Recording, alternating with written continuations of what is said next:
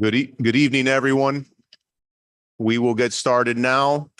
Buenas noches, vamos a empezar ahora. Gracias por estar aquí hoy. All right, this is a call to order, 5:36. City Clerk, roll call, please. Mr. Calvo is absent. Ms. Garcia Robes? Ms. Pacheco is absent.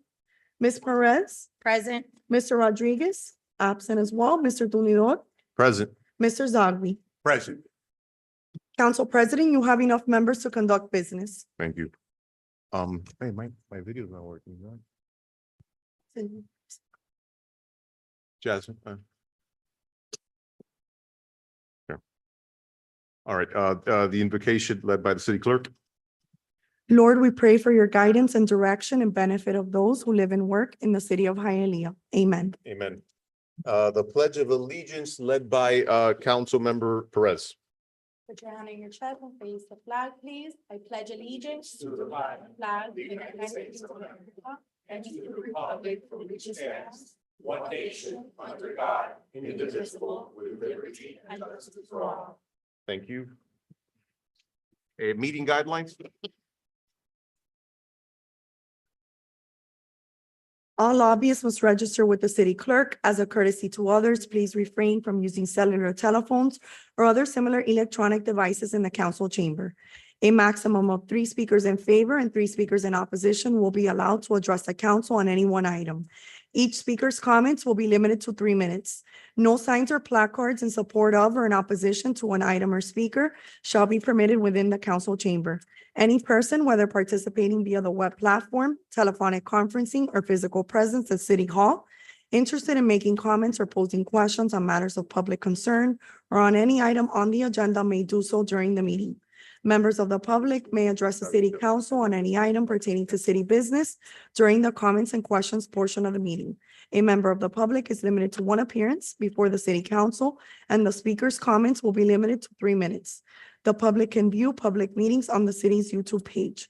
Members of the public may hear the meeting live through telephonic conferencing using any telephone or cellular phone service. A smart device or computer are not necessary to participate in the meeting if you join by phone. All persons participating via the web platform will be muted during the meeting until called upon to be heard. Participation through Zoom requires a computer or smart mobile device with a microphone and web camera. The participant may elect to participate in the meeting using audio only or appear through both audio and video. The video function of all participants appearing through video will be turned off until called upon to be heard.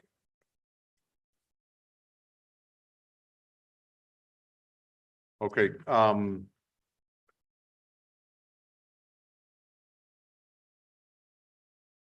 let's move on to presentations, item A.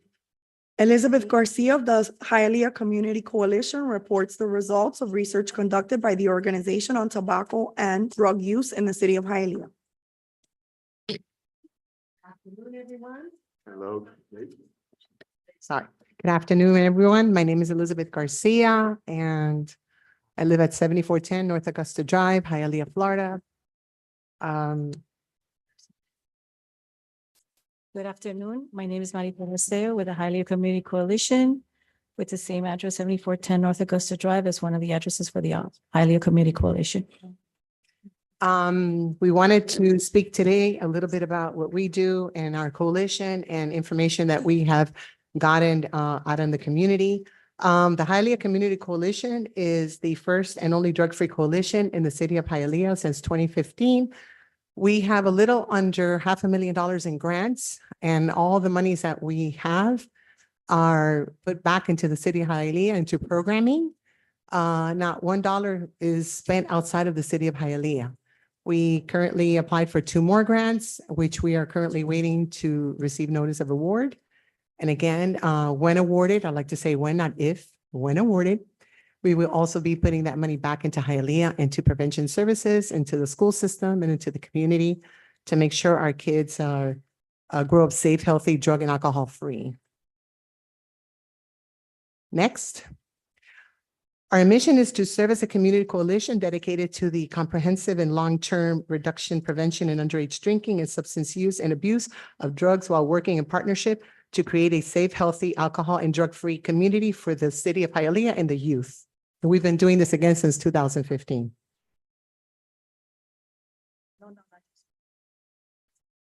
Go back.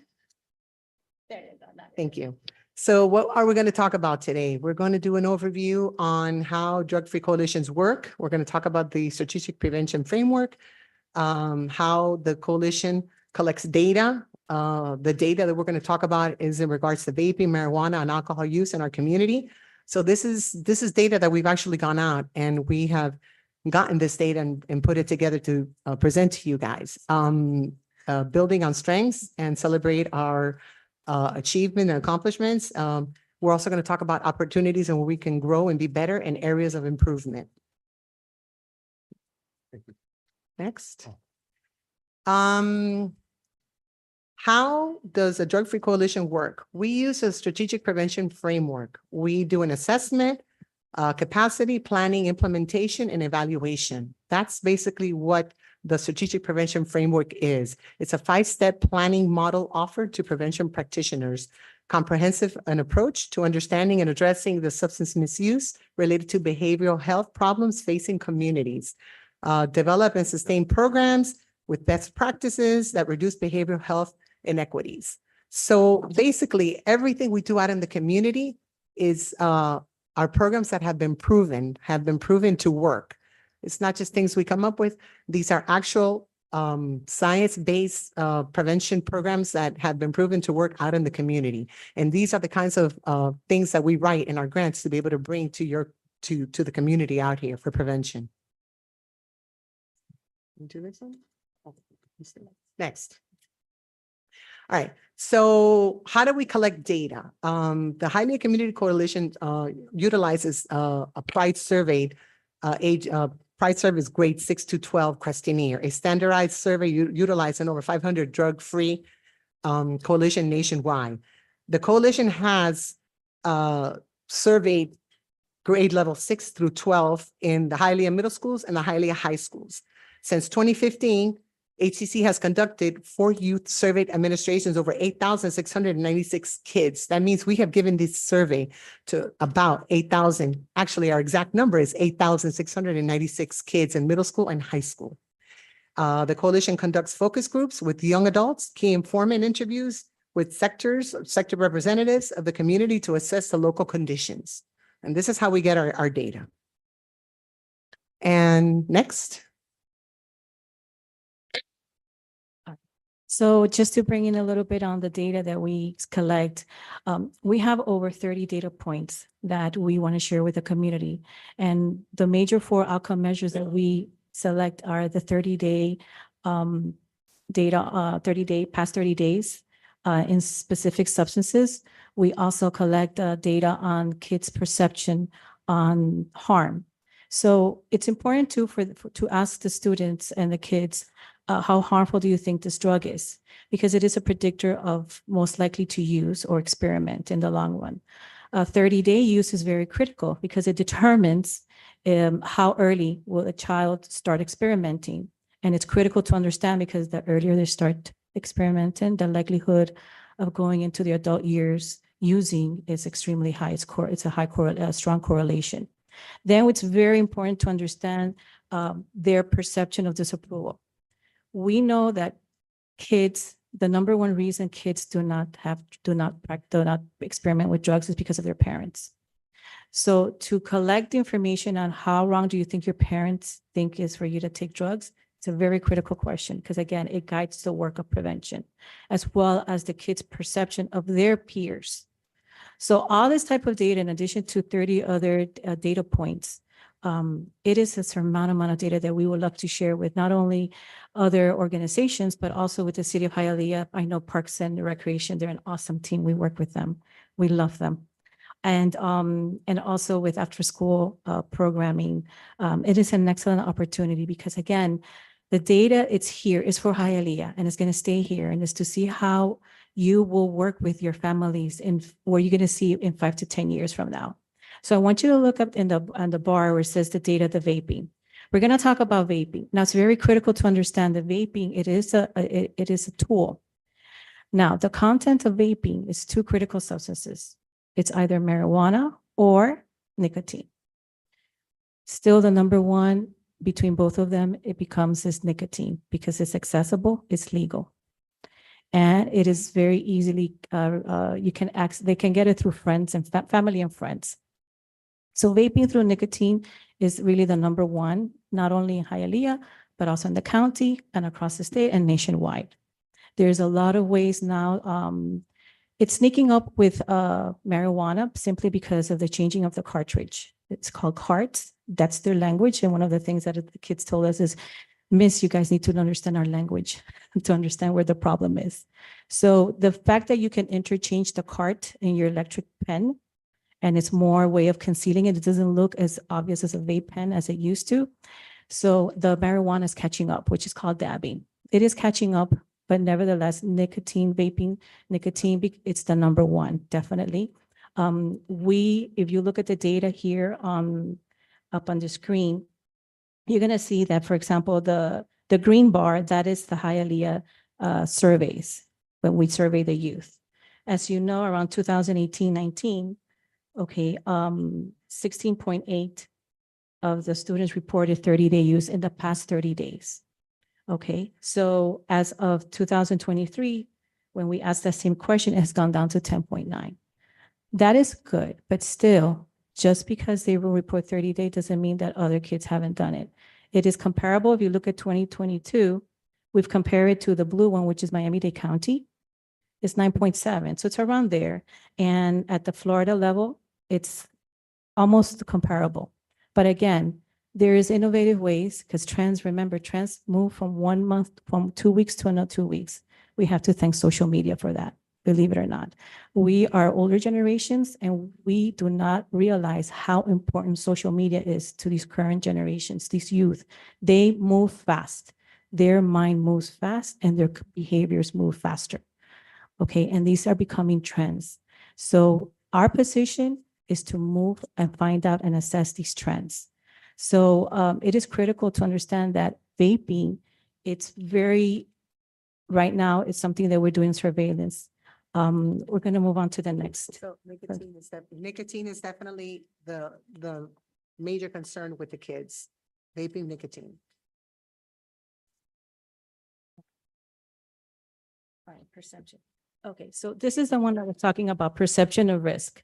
So it is important to measure if kids understand how do they perceive the risk of certain substances.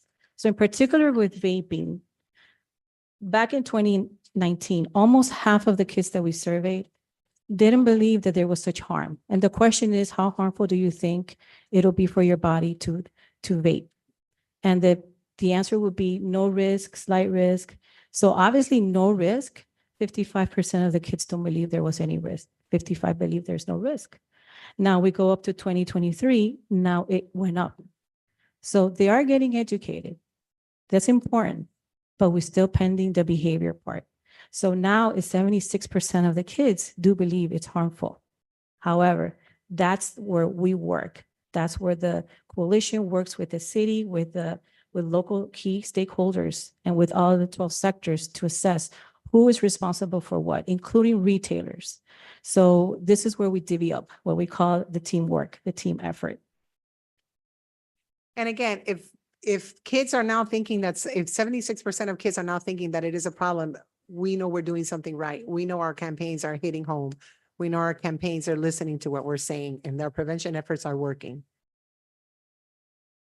Okay, so we go into smoke shops and we do environmental scans. And these are some of the questions we ask the smoke shops. Merchants believe that they comply. We ask the merchants, do you believe that you comply with the law in carding customers? Parents are also, and then this is what they reply. Well, parents are also responsible for their kids' access to tobacco product. We do our part. We follow the rules and the law. So this is what the merchants are saying. Hey, we do what we can, but the parents are the ones that are not maybe pulling their weight. We ask merchants, are you aware of the illegal consequences if they don't card customers? And this is what they reply. Smoke shops merchants recommend observing gas stations. Youth easy access to vaping products sold in gas stations and convenience stores should be considered. So they're saying, hey, go hit the smaller spots because we know what we're doing, or we're doing our part, but the smaller stores are not. The mom and pops, the little side stores, they're saying that those are the problems. Parents are influenced by their children to purchase vaping products. Teens, misinform parents about nicotine content. Parents are clueless. This is so true. Kids are telling their parents, hey, this is just fruity stuff. We're just smoking fruity stuff. And parents are believing it, right? So parents are like, oh, okay, well, it's just fruity stuff. We'll get it for you, So that's a problem. Delta 8 products are not that popular. Adults purchasing Delta 8 is to address anxiety and pain management related to illness, to include cancer. So that's kind of where we're at. We're trying to educate parents to educate kids, because kids are trying to educate parents and they're not giving them the right information. We've conducted focus groups and youth dialogue, and we've done Youth Dialogue Day, which some of you up here on council have participated and know what that's about. Some of the things that we've asked, or some of the things that the kids have said is, it's a problem in schools because kids are always vaping in the bathrooms. And it's true, kids are always vaping in the bathrooms. Administrators will tell you that they're spending a lot of money in plumbing because these kids are throwing the cartridges down the pipes. And of course, it becomes very expensive for the school system to come and clean out that mess and take all those vape pens out. And yes, the budget is definitely capped. Vaping and tobaccos are the most popular things in school. These things that you see up here in colors, that's what the kids are saying, okay? Vaping and tobaccos are everywhere in schools, even though it is illegal to sell to kids. They're even saying that they're sometimes vaping in the classroom and the teachers don't see it. My friends always vape and it has changed them. I have friends that vape. The bathroom is not available because kids are in there vaping all the time. Again, these are all things that the kids are saying in our focus groups. It's not that bad, and not too tasty. I hate smelling and breathing the vapes from others, and I worry about my health. We can contribute this to secondhand smoking. So they don't know that it's secondhand smoking, but that's what they're saying. Hey, I walk by, I'm smelling all this stuff, I'm inhaling it, and I worry that's going to make me sick. So again, these are things that all came from our focus groups. All right, so now that you have some idea on the vaping, so there is clear indication that there's a lot of work to do here in terms of misinformation and to disseminate information and educate parents, very important. And you can see by one of the responses of the students, we conducted Youth Dialogue Day with the Parks and Rec youth. And let me tell you, a lot of the students have a good head on their shoulders. They're very conscious of their well-being. They're worried about their secondhand vaping. They want to know where they're going to stand in 6-10 years from now when research says there was more harm to those that were breathing in the vapes of others that were exhaling it. So there's a lot of good kids out there and we need to protect them. So I think the signage that you all approved a few meetings ago, it's excellent. It's a great opportunity to keep our kids healthy because they're the ones asking for that. So I think that's a great demonstration of how our coalitions work with you guys. And I think the kids will greatly appreciate that. You have no idea. So now we're going to shift into the alcohol, which is the second substance.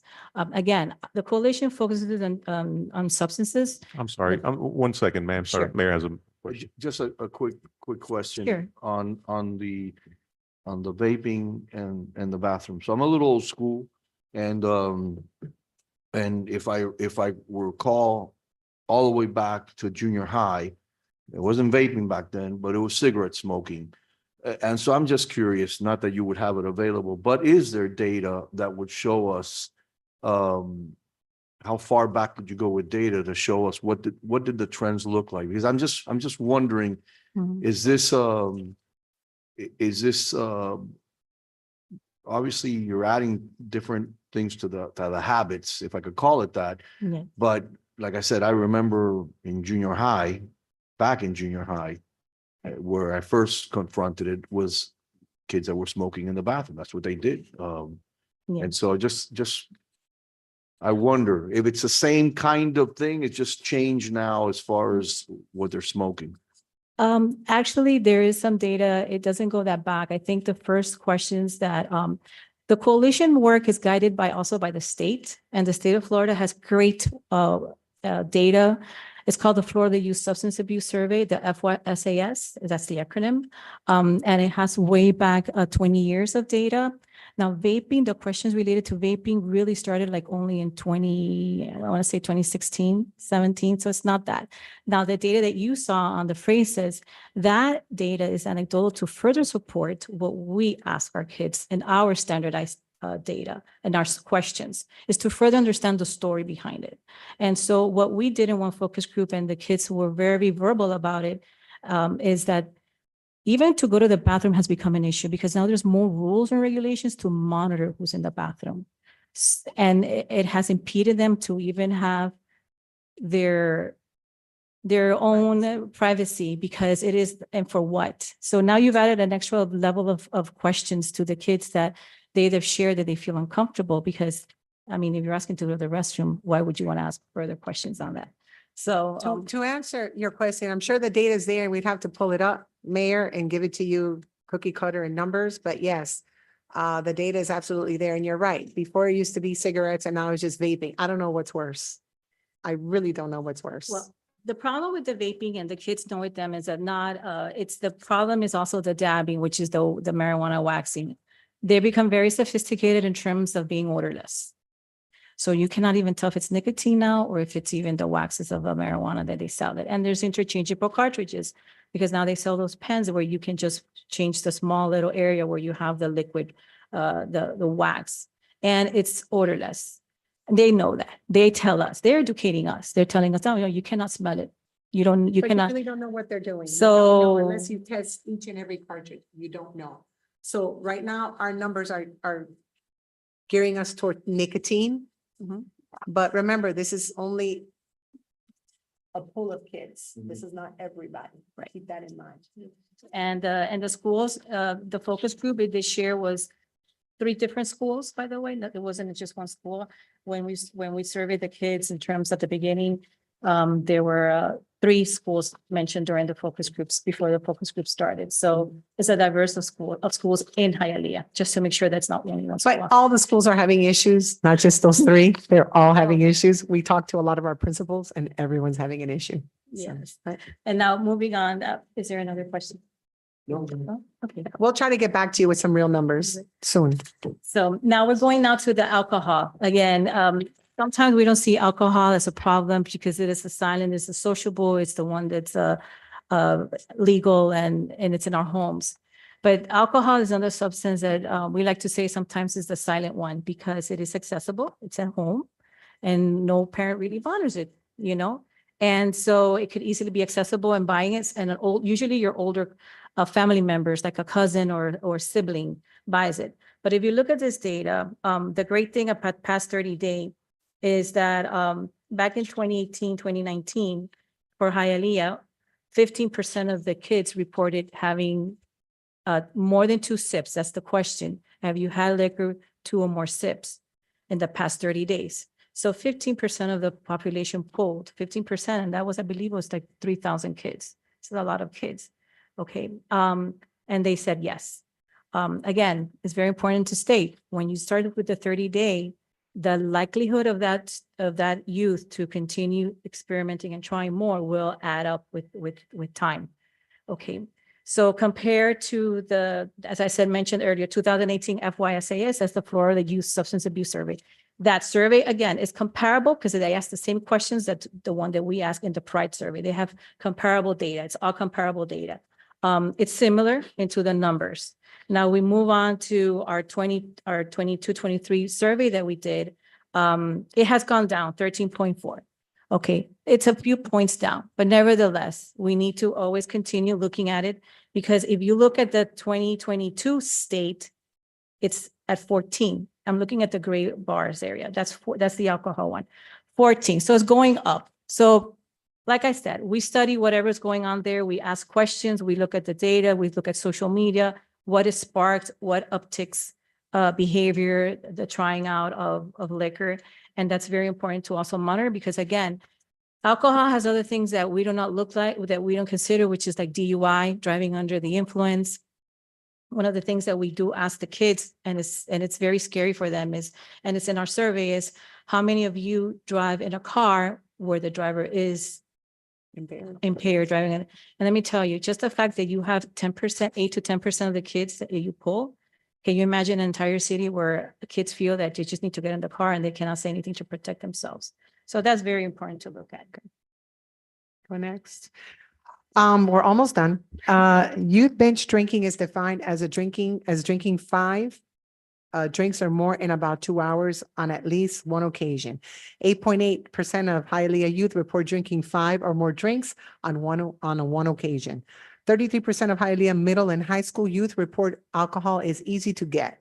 In the past 30 days, 8% of Hialeah youth reported getting in a car, or what Marisol was mentioning, or other vehicle driven by someone who had been drinking alcohol. That's kind of scary. That's kind of scary that you're getting in a car with someone that you know shouldn't be driving. Okay. Building on strengths. Across all substances, alcohol, tobacco, marijuana, and other drugs, less than 10% of middle and high school youth have reported first-time use at age 13 of age. Hence, age of onset has remained low.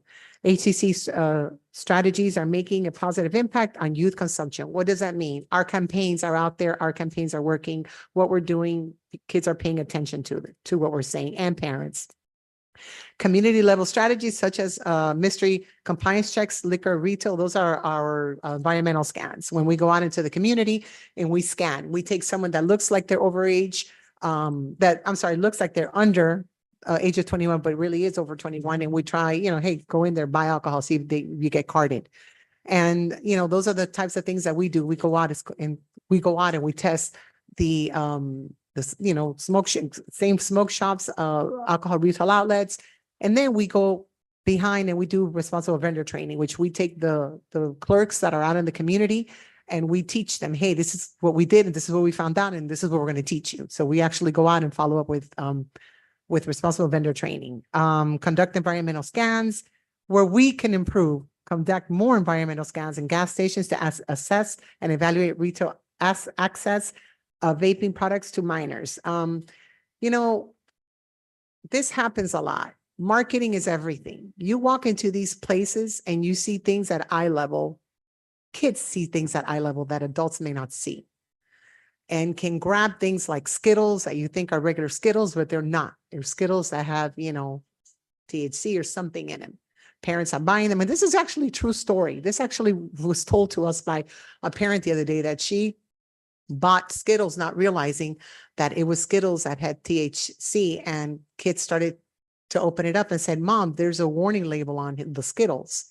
And the mom had to take a double take to look at it and realize what she had bought. And this is an educated parent that works with us out in the community. So we need to improve better. We need to walk out and go to these stores and we need to, hey, look what you're doing, pay attention, or cite them or something. Increase parental educational opportunities and prevention to enhance protective factors in the family domain to keep our children drug-free. At the end of the day, it really is a village does raise a child, the community, the parent, everyone together. We all need to work closer and, see these things and call people out to make a difference. So in a nutshell, that's pretty much our presentation. And I hope it was good and something stuck in your mind, of everything we talked about. If you guys have any questions, please feel free and let us know. Questions? Okay.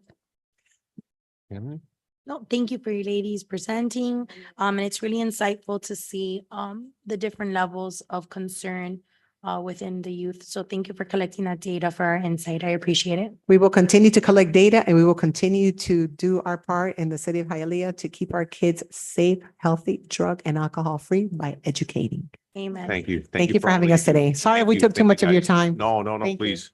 Thank you. Thank you so much. All right. We're moving on to item B, presentations. Mayor proclaims May 14, 2024 as Israel's Independence Day in Hialeah. All right, we have here with us a special guest. We have the Consul General, Maor Elbas. Sir, how are you? Thank you for being here. If you'd like to come to the podium, and then I'll pass it on to the mayor. Yeah. Yes. Thank you, Council General, for being here. And so May 14th is, we recognize as Israel's Independence Day. And it's a reminder really to the board, our strongest ally in the Middle East, it happens to be the only democracy, and that's Israel. And it's also a reminder that Israel has stood by the United States in every instance when we talked about the embargo with Cuba. In every single instance that leftist socialist countries have tried to attack the United States for their policy with Cuba, Israel has stood firm with the United States every single time, unquestionably. And while this proclamation just celebrates their independence, we need to be reminded of what's going on today. On October the 7th, Israel was attacked savagely, and Israel has been defending itself since then. A reminder that there's still 8 American hostage amongst many hostages still being held by Hamas, being used as human shields, as they have done so repeatedly over the course of time.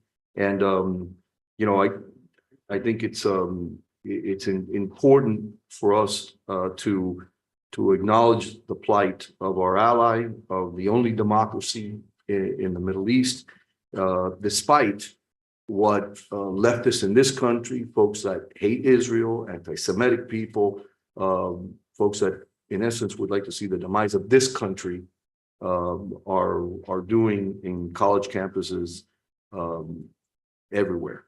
But I think it's important that we not only acknowledge their independence, but just double down on the fact that they're our friends and we need to be with our friends. And with that, Council President, I would hope everybody would support it and thank the Council General for being present here with us today. Absolutely. Thank you, Mayor. Council General, any words? Sure. Usually I'm a man of many words, but I have to say that I became speechless when I came to the City Hall and saw the flag of Israel being hosted over there. I can't tell you how emotional even now it got me. So first of all, let me thank you from the bottom of my heart. Thank you, Mayor Bover, my friend, of course, council members, your constituents, your wonderful community. I don't speak Spanish, unfortunately, but there is one sentence that I did try to learn, and that is "Estamos por siempre unidos," and that I think reflects what Mayor Bevo just spoke about. We are committed to the values that you are committed to the liberty, freedom, human rights, family, and all those out there who despise these and resent and oppose to these values. It's not about being anti-Israel and anti-Semitic. That's included. That's anti-American, that's anti-patriotic, and that's anti the values that we all live and sometimes die for. And many of my colleagues, friends, family members are fighting, died, even are kidnapped at Hamas, with Hamas, or at the hand of Hamas. But I want everybody, and I'm sure over here in this community, everybody know we are fighting the war of the entire free world. It's not only the fight, it's not only the fight of Israel's existence over our lives, over our values, over our independence. In the end of the day, 76 years after Israel has declared its independence, we are still fighting for our self-determination as people and as of course, as a nation. We have gone through and we've endured 2,000 years of exile, pogroms, terrorism, the Holocaust. And we are resilient more than ever, and we are determined more than ever to prevail and to win this war, but we could never have done it without you, without the support of the United States of America, which we appreciate immensely. Even if we have differences, it doesn't change the ironclad bond that we have between our people. And Mayor Bovo, thank you for inviting me on Friday to the celebration or the inauguration of the monument for Osvaldo Payá. I was so excited to be part of this celebration of of everything that he fought for, everything that he died for, liberty, human rights, for all the people of Cuba that we of course support. So thank you very much. Even though it is a solemn and hard days in Israel, we do try to celebrate. We have the Israel flag hosted over here, and I can't find any more cheering or cheerful reason really than that, seeing the flag of Israel hosted in Hialeah. So thank you very much from the bottom of my heart.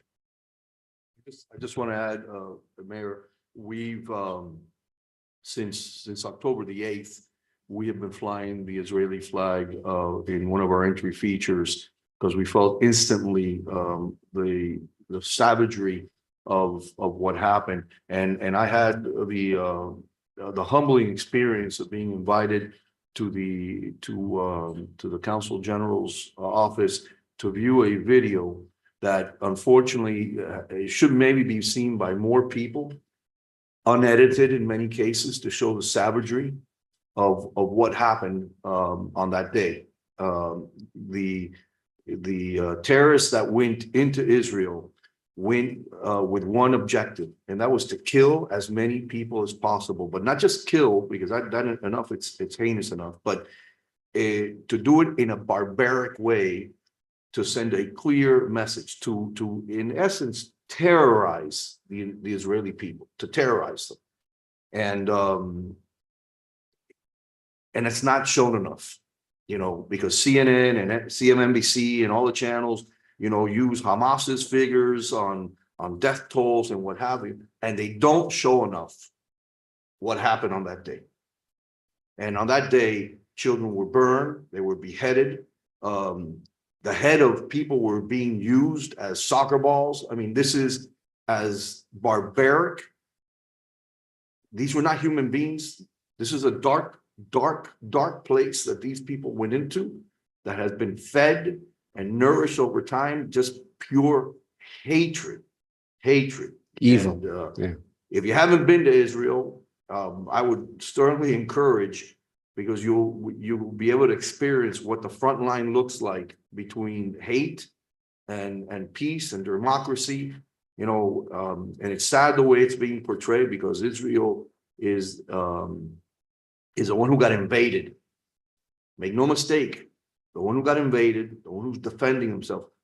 And this is very simple. Release the hostages and this is over with, right? Yet no pressure whatsoever. And I'll remind you now, if nobody cares about these issues, there are 8 Americans being held against their will, and we don't know where they're at. So I think it's this is symbolic, clearly, Council President, but I think it's important that we acknowledge who our friends are, Mhm. and that we're with our friends. That's right. And Consul General, I'd like to add that once the mayor initiated to place the flag over at the entrance, I won't lie to you that there were some folks that probably aren't even from the city that had contacted us with very nasty words, and I can guarantee you though that Hialeah won't be moved by that. So Thank you very yeah, much. I so appreciate that. thank you. And we saw it we saw it a number of times, but as we were coming on Friday, I told my driver, stop in the middle of traffic. I have to take another picture of that. And we of course posted it, because it's still, we don't take it for granted, and we are committed to this friendship and to this really alliance and bond between us. Absolutely. Thank you. Do we want to? Take a symbolic vote. Absolutely. All right. Motion. So we have second. we have a motion by Council Member Zogby, and we have a second by Councilwoman Perez to proclaim May 14th as Israel's Independence Day in Hialeah. Please call the roll. Ms. Perez, Yes. Mr. Tumidor, Yes. Mr. Zogby, Yes. Mr. Calvo, Yes. Ms. Garcia Robles. Yes. Ms. Pacheco. Yes. Motion carries. Thank you so much. And if you don't mind, Council General, can we all step down there to take a picture with you? Of course, I All was right. hoping that you would ask that. We didn't get dressed up enough, right?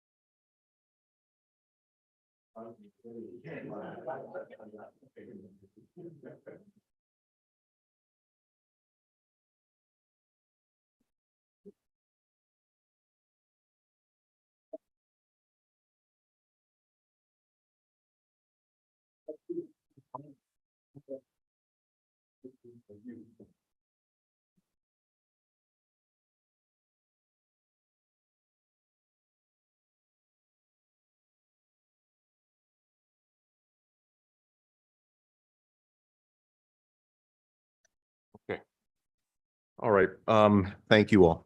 We're moving on to item C, please. Staff presentation by David Fernandez, City of Hialeah Division Director of Marketing and Sponsorship on the Placer AI data. Mr. Fernandez. Good evening. Good evening.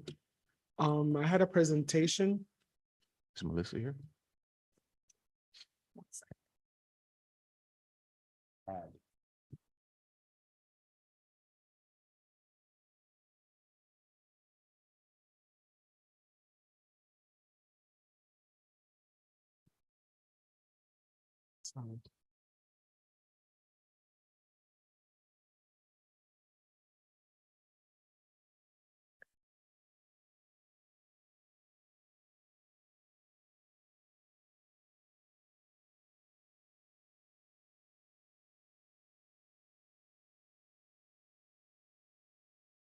Good evening. My name is David Fernandez. 501 President Donald J. Trump Avenue. We are going over the week analysis of the population trends from the most recent week that starts, next slide, please. It's from April 27th through Friday, May 3rd.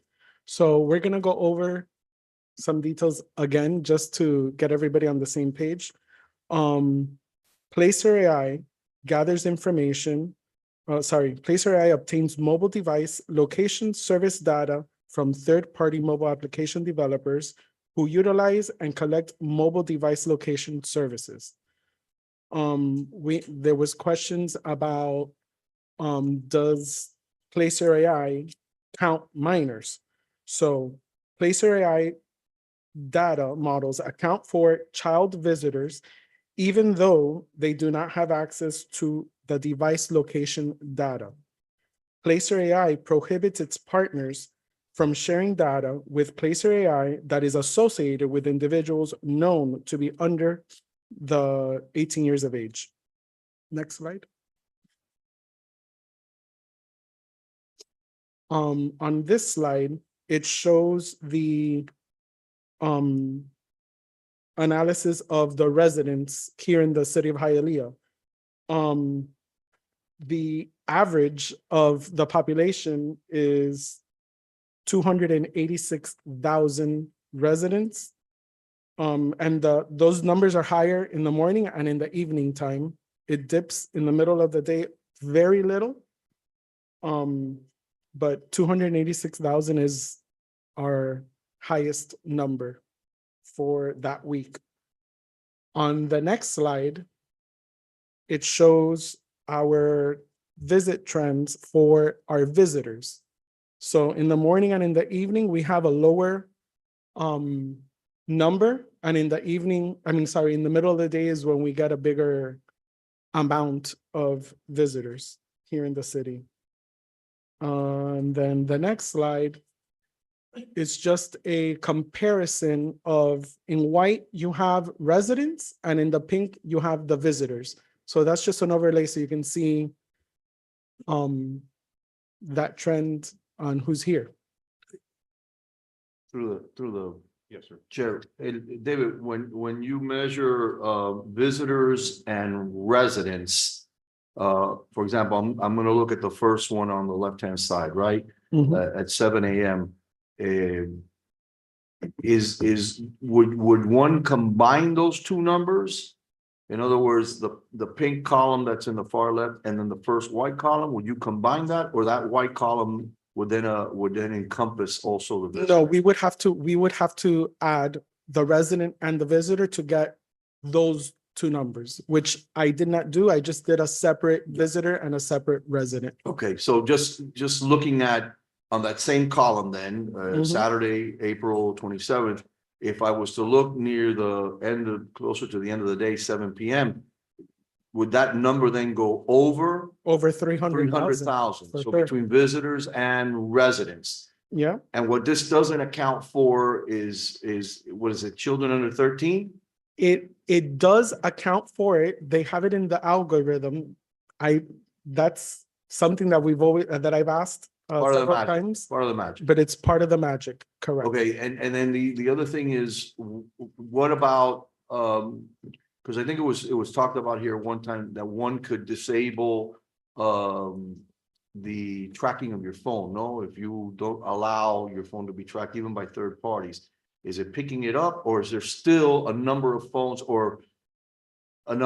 that are not being picked up by the? No, it picks up the phone. You're accepting cookies and all this different stuff on your phone. So you're always, there's options that you probably put no, but there's other options that you have selected yes on something.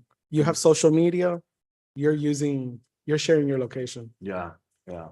And council, one of the things that we talked about why this is important is that we talk about the amount of people in our city. We talk about the disparity between the census number, the formula that census attributes as far as funding and what have you. I've been on conversations with mayors from all over the state who are also very interested in this technology because they're experiencing the same thing, experiencing more people in their city. Federal government's not accounting for them. They're not giving us any indication of how many people may or may not be. In fact, we did see some recent data that the current administration in the White House was flying people all over the country, and Florida was one of the places they were bringing people without any kind of accountability or any kind of connectivity with local governments to let them know what was going on. So, I think it's extremely important. While the intent of this was to try to measure maybe traffic patterns, people that come in and out of our city, it also gives us a good snapshot how many people are in our city despite the visitors. A question: when you track somebody coming in, you're picking them up before they get into the city, I would assume, no? Yes, the system will give you a percentage of who's traveling from outside of the city in, and then from inside the city out as well. Yeah. And it'll tell you they're coming from home to work in Hialeah or, recreational, going out to a Right. park, but it's very general. Right. Through the chair. Yes, sir. Yes, ma'am. Yes. Well, I imagine there must be many more people than what's detected by a system because not accounting for very young children and infants, right? The ones that don't have Correct. cell phones.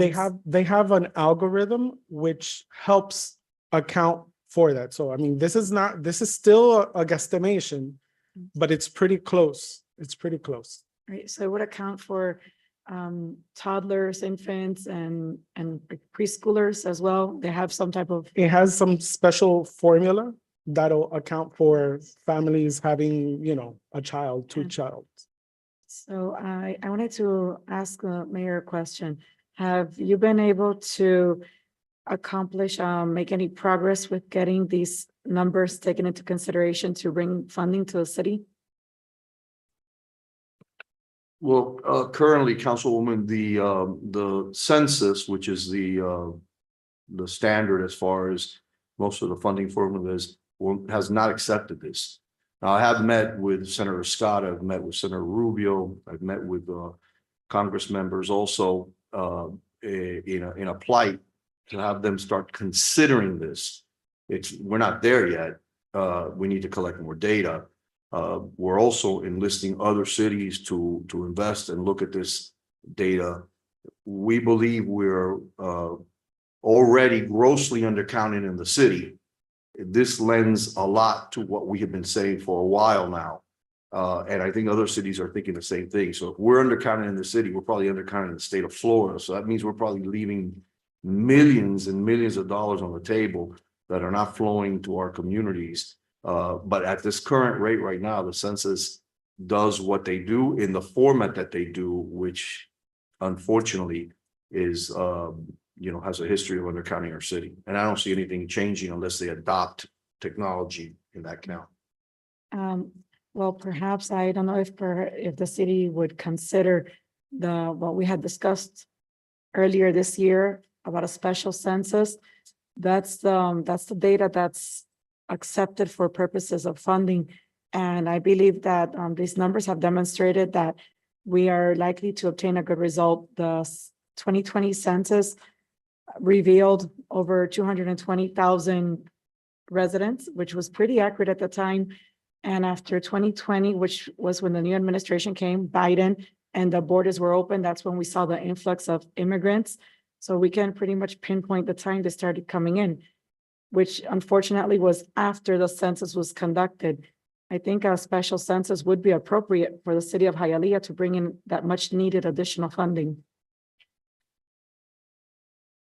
Well, the city doesn't have the money right now to conduct a census, and there's nothing that would convince me at this point that somehow or another new arrivals are going to cooperate with the census when they haven't done so in the past. The number in the city of Hialeah, if memory serves me, was 212,000 people in the year 2000. And if one is to assume that in 20 years, the city only grew by about 10 to 12,000 people, depending on the census number one wants to hold. There's one that says 224. I've seen another one that says 233. But even take the higher number. If one is to assume that somehow or another the city only grew in a 20-year period by about 15,000 residents, I think that's quite honestly crazy.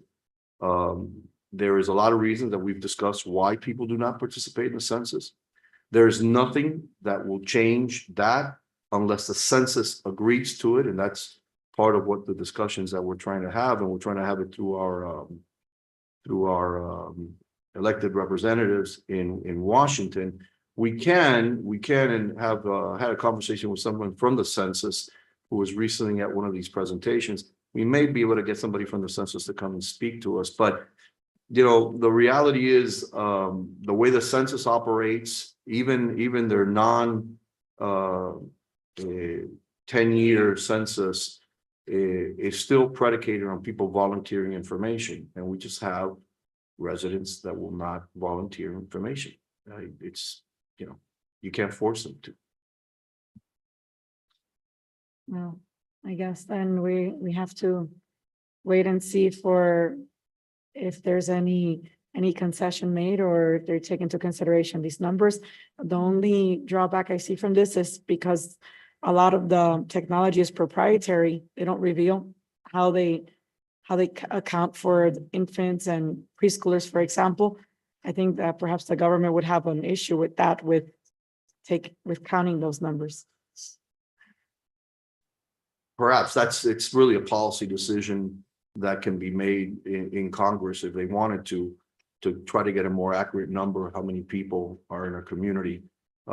I've been saying steadfastly that we have much more than what the census officially says, and I believe we still have much more than what Placer AI is reporting. I still believe there's still an undercount there. There may be phones that are not accounted for. There could be a lot of the formula could be skewed to take one demographic as opposed to another. So it's hard to say, but just this alone will indicate that there's more people in our community. And I don't know, I used to remember the number, but it could be for each person, it's like, $7,000 or something like that, as far as, or maybe more, I don't remember right now. We're leaving money on the table, without a doubt. All right. Anything else, ma'am? Well, no, I think I had this conversation before here in at City Hall with the mayor. I still strongly believe that a special census would definitely be able to demonstrate the data, even if everyone is not counted, even if 70% of the people are accounted for, it would still demonstrate a significant increase in population and bring in additional funding, and those money spent would most definitely be recovered probably within a year. Those are just estimates, and with a good marketing campaign, educating the public on the purpose of this census, I'm sure that most individuals would be understanding of that. But then again, those are decisions left up to the administration. I just bring forward the idea. Thank you. David, anything else for the group? Nope, that's it. No? Any other comments from the council members? All righty, thank you. Thank you so much. Thank you, guys. Have a good night. Okay, comments and questions? Think we have. We have two registered speakers. The first one is Gabriel Rodriguez. Gabriel? No, we're gonna do 3 minutes, Gabriel, porque we had 3 presentations today. Empezamos a las 5:30 hoy para terminar a las 7 y ya, pero son las 6:30. So, vamos ahora porque we're gonna do this now. Okay, all right. I'm gonna be here for another 4 or 5 months. Yeah, Like, I don't know. Already. yeah, okay. Name and address, Gabriel. Is that on? Is that turned? Press the button there. Yeah, right there. There you go. Sorry. No worries. I've been working hard. I've been doing notes and things like that. Yeah. I'm doing my part-time around the city. And let's see next time. Okay, name and address. Okay, Gabriel Rodriguez, 361 East 12th Street. Perfect. Thank you, everyone, mayor, councilors, chief, for giving me the opportunity to speak here tonight. Okay, I supposed to bring today some pictures, the apartment buildings, all the way that on east and west Hialeah, the streets, they fixing up a lot of streets, marking on the corners with the arrows, so people take the direction they're going to take and things like that. Well, now I got the, okay. Okay.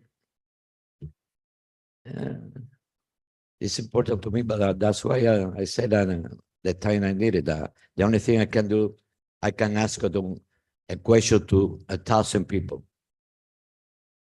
And probably nobody's going to get the right answer.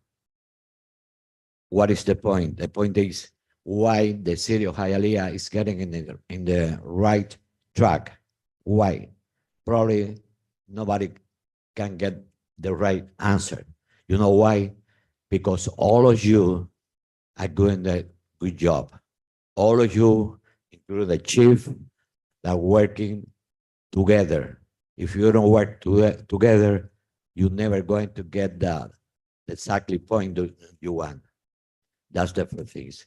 The members have to mention the Brigitte, Samira, and I don't remember the department.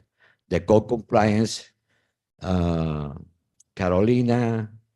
I got a list here, but the inspectors, Eric and Janet, too many people that have been talking. They every time I try to get the pictures and they put in the system, they help me with that and things.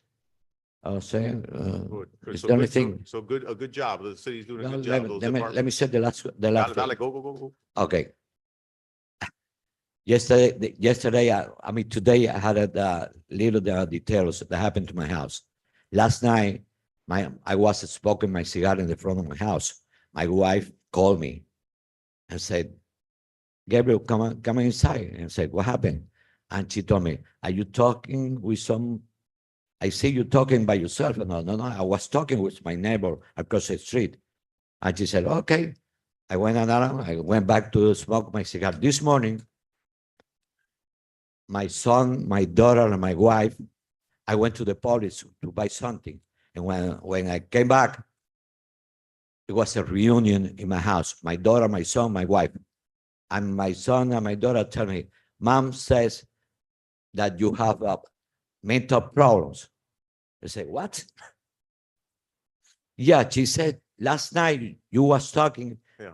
by yourself in the front of the house and say, well, you don't know what the problem is. The problem is every time, the day before I have to come over here, I have to practice what I'm going to say in the speech. So believe me, they say I'm crazy. I'm not. No, yeah. I No. spend my money going around, check the things in the city. Yeah. The last things, I'm going to mention the Nivea and the street department, Yes. the lights. Good You know people. that, Yeah. you know her. Mhm. Every time I goes around at night time and I see that some lights that are not working, You call it. next day Yeah. I call Nivea and in 48 hours, the light, the problem, I fix it. Good. That's why I know all of you and the city deserve that. Yeah. All of you are doing the good, very good job. Thank you. So the next time, please, Got it. You got it. You got it. if it's not, I'm going to disappear. We'll see you here at 5, at Okay. 5 PM next time. All right. Thank Thank you. Thank you. Pedro, we got someone else? Juan Santana. Okay, Mr. Santana.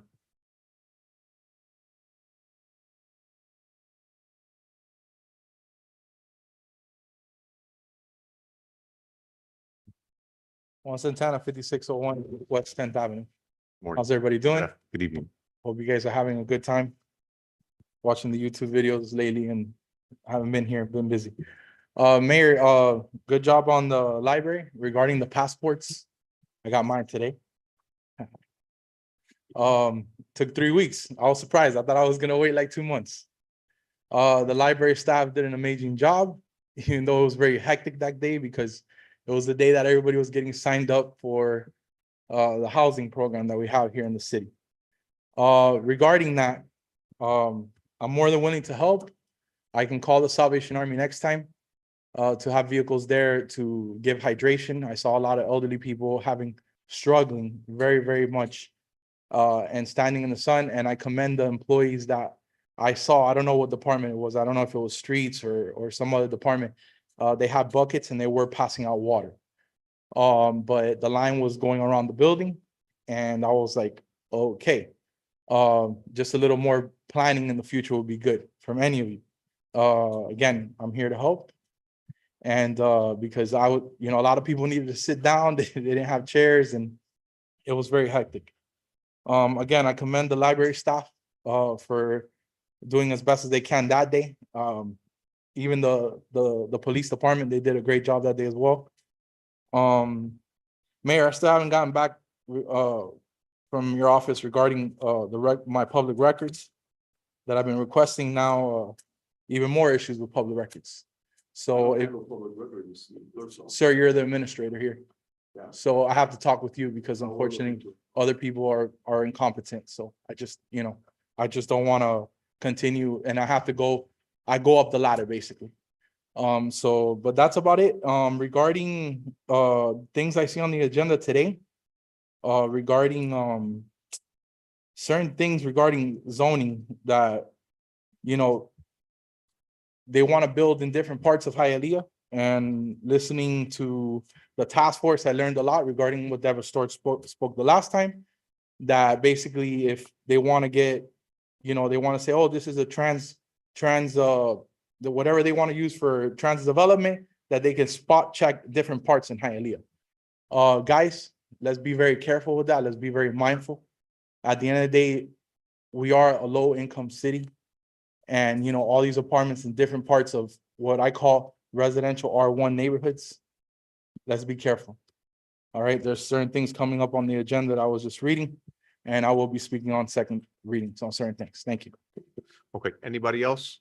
Sir, come on. Hey, did he sign a card? No, sir. No. Cuando termine, so you can sign una tarjetita. And Melissa, can you give him when he's done? Okay, done. Be after.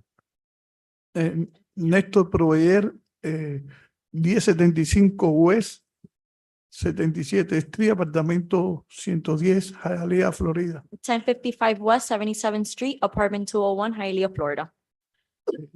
Traigo 2 puntos rápidos. I have 2 points quickly. Primero quiero felicitar a la ciudad. I want to congratulate the city. En marzo se celebró, marzo-abril, se celebró una exposición de Artes Plásticas por el Día Internacional de la Mujer, In March and April, the city celebrated donde International participaron Women's más Day, de 106 expositores where more than 100 y participants. tuvo un nivel tremendo. There was an extraordinary event. Y creo que es importante que la ciudad siga haciendo estas cosas I think it's important that the city continues to do this. y los curadores David Fernández y Patti Vargas hicieron David Fernandez and Patty Varga, un gran trabajo. they did an excellent job. Segundo, Second, quería proponerle a la ciudad I would like to propose que to the city auspiciaran el primer festival de jazz de Hialeah. to propose the first jazz festival in the city of Hialeah. Todas las ciudades que se respetan tienen un festival de jazz. All of the respected cities have a jazz Los festival. festivales de jazz ya no solamente tocan jazz, sino otras manifestaciones. Not only do they play jazz, but other genres. Yo estaría en condiciones de coordinar todo el festival. I Tengo can help preparado I can un help coordinate presupuesto. the Si la festival ciudad me ayuda a auspiciarlo. if the city helps me El organize. próximo año creo que la ciudad cumple 100 años I believe next year the y city y este is año 100 years. un gran músico exiliado cubano, compositor, arreglista, Juanito Márquez, Gloria de Cuba, cumple 95 años y sería importante que nosotros pudiéramos también usar ese marco para homenajearlo. Y este primer festival sería un día, no sería tan It would be a one tan day grande, festival, but pero would not be después something very big. podríamos extenderlo We can no extend solo it a un teatro de la ciudad, sino a varias localidades de la ciudad y as hacer well to other locations within the city. una gran fiesta de la música A y de la great cultura celebration for the y music and the dejar culture. ya de que en Miami siempre sea Hialeah como la Cenicienta, todas las cosas malas solamente se hablen de Hialeah. Only bad Y things are Hialeah ever been también spoken about hay Hialeah, talento humano y hay cultura. Muchas and gracias. there is humane people and culture. Muchas gracias. Anyone else for public comments, sir? Council Mayor Eric Johnson, Hialeah Firefighters Local 1102, address exempt. Speaking on the census, first and foremost, David, thank you so much for the presentation. I know about AI and technology about as much as you know as firefighting, so it's totally freaky to me. It's totally weird. Cell phone tracking, NIS, GPS, PMS, I don't know, it's just crazy. All I can tell you is I'm going to repeat what we've been saying here for years. The census says we get about 220,000 people, and we all know that that's not the truth. We've always said from day one, we probably got 250 to 500,000 people in the daytime population, and the people who know it are standing there in the blue and sitting there in the white. Facts don't lie. 911 calls don't lie. We see it every single day. The population's up. But here's the problem I have on the census. It could be about $2 to $5 million to reinstitute the census on our own. I'm going to caution the council. We don't have 5 million extra dollars. We are a lean city. Sometimes it's too damn lean. But you've made the decision not to raise taxes. I respect it because I'm a taxpayer. We all are. And it's painful. As the property values go up, all of our payments go up. But to take a chance with $5 million that we don't get back, and I'll tell you, Mr. Council President, we worked the last census together. Yet my firefighters help you. And we walked and we knocked on the doors. And here's what's bothersome. I know when I knock on a door, I've been to that house before because there's 4 efficiencies in there. I already know there's 12 people living in the house, but the census report says 1. That's 11 extra people using our water, 11 extra people using our roads, 11 extra people using our trash, and there's not 1 extra person paying for it. But if we invest the $5 million into the census and we come up with the same results, which will happen again, unfortunately, because this community is not going to say there's 12 people living in my house. So my request to you as a council and to the mayor and whoever else can be involved in this AI chatbot, Faceagram, Snapchat, whatever it's called thing, Find a way to get the damn government to pay for what we need for our city. I don't care if it's from the state, from the congressman, from the senatorman, whoever else, they're the ones screwing up. It's not our job to track the people in our community. It's our job to serve the people in our community, not track them. Hold their feet to the fire, hold them accountable, and get the damn money the city needs to progress and truly be the city of progress. Over and out. Thank you. Thank you, sir. All right. Hello. Good evening. Good evening. Nancy Nawaz, resident here for 41 years, 981 East 31st Street, Hialeah, Florida, 33013, 305 till I die. David, thank you so much. I'm getting a beeper and throwing away my phone. Ladies and gentlemen, after watching the presentation, I could tell you right now, I know you're not disconnected from this community. I pray you're not disconnected from this community. I am a very vocal critic of you for everything that you do because I live here.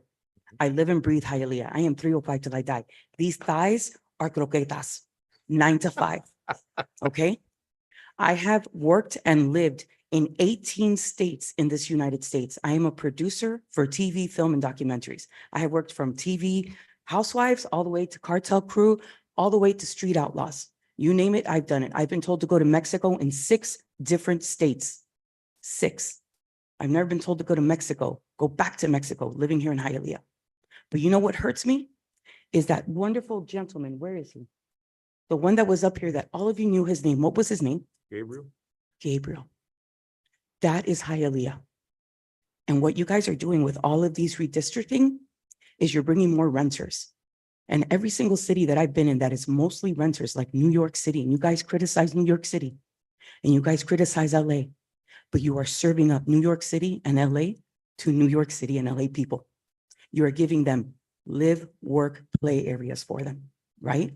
You are building these beautiful apartments for them and their designer dogs. 6 blocks from my house, there are going to be 1,200 apartments on 10th Avenue with 1 street light. And you're going to have schmancy ladies walking their foo-foo dogs across the factories. Let me ask you, how long will it take before those white ladies walk in here demanding that you do something about those factories and take away the livelihood of those men and women who have worked in those factories for the last 3 decades? Because I've lived there for 41 years and I've seen them raise their children.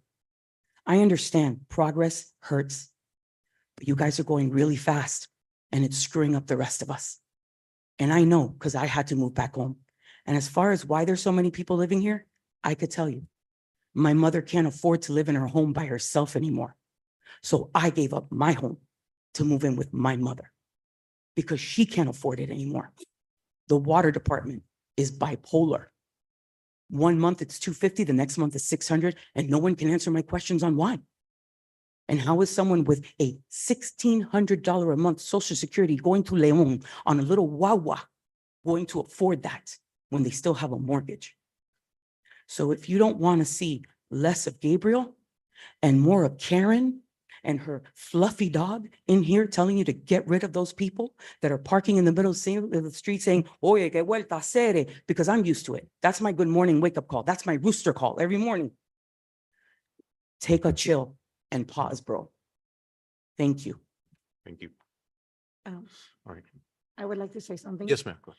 You know, I'm very happy that, I'm sorry, what was your name again?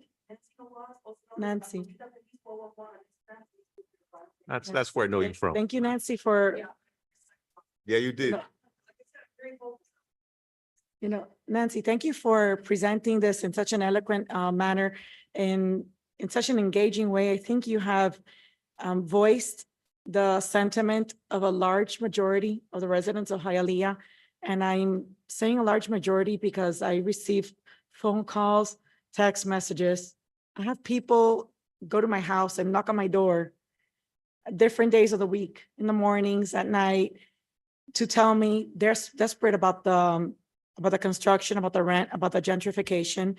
In the prior meeting, I presented data that research conducted by the University of Georgia in 2017 about the effect on home values that the Beltline development had, which increased property values between 17 and 26% more than the properties that were distant from the from the Beltline. And this is definitely, there's evidence that demonstrates that this luxury housing does have an impact on the values of homes. This is a humanitarian crisis. There's a housing crisis. Every meeting I come here and I view this agenda, I view the agenda at home and I just see there's this bombardment of zoning changes, of new development, of new construction, and none of it is priced according to the median income of Hialeah. So what are we doing to stop it or slow it down? Just, we're saying this is, market value, market prices, this is what it is.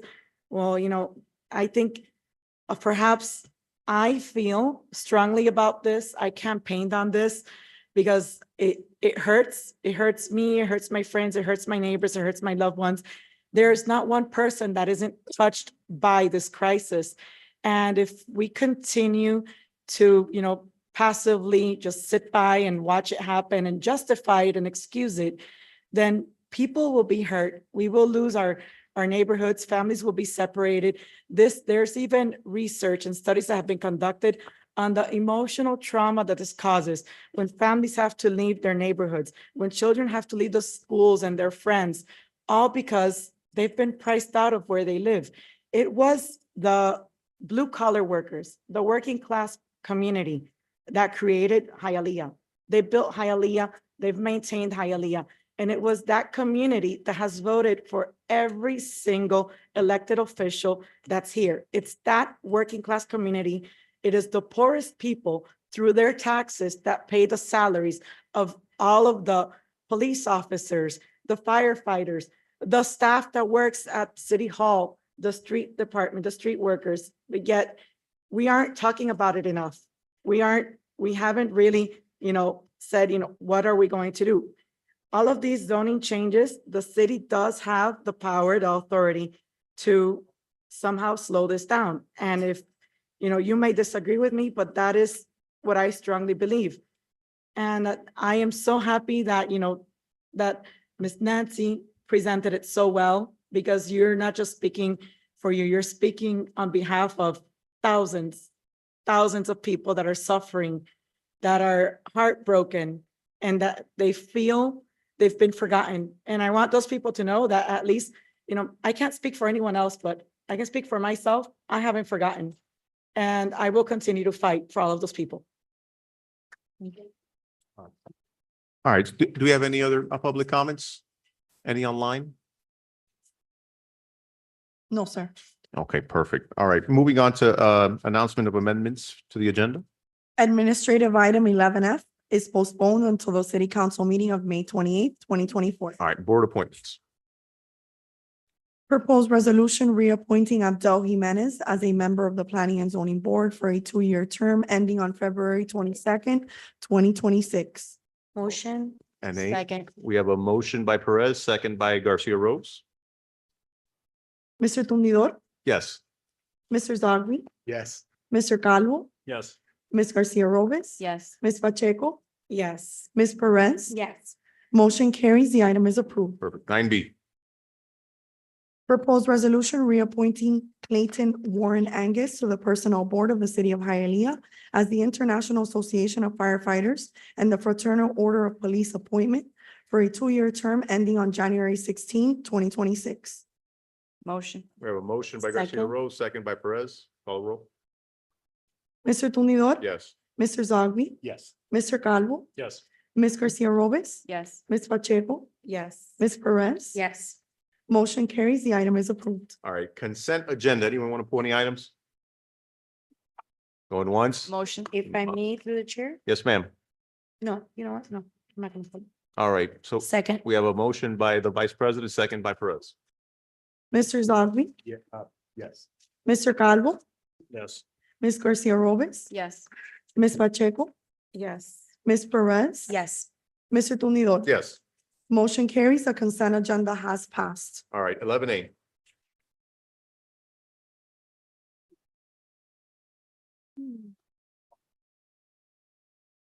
Second reading and public hearing of proposed ordinance amending the Hialeah Code of Ordinances, Chapter 98 entitled Zoning, amending Section 98-1536 Purpose, Section 98-1539 Definitions, and Section 98-1541 Hialeah Transfer Station Subdistrict, regulating expansion parameters, defining activity arterial corridors, and setting geographic limits, promoting pedestrian activity, and providing for incorporation of mixed-use developments that result in improved natural surveillance, repealing all ordinances or parts of ordinances in conflict herewith, providing for penalties for violation hereof, providing for a severability clause, providing for inclusion in the code, and providing for an effective date. All right, this item is the second reading. Do we have any public comments in the chamber or online?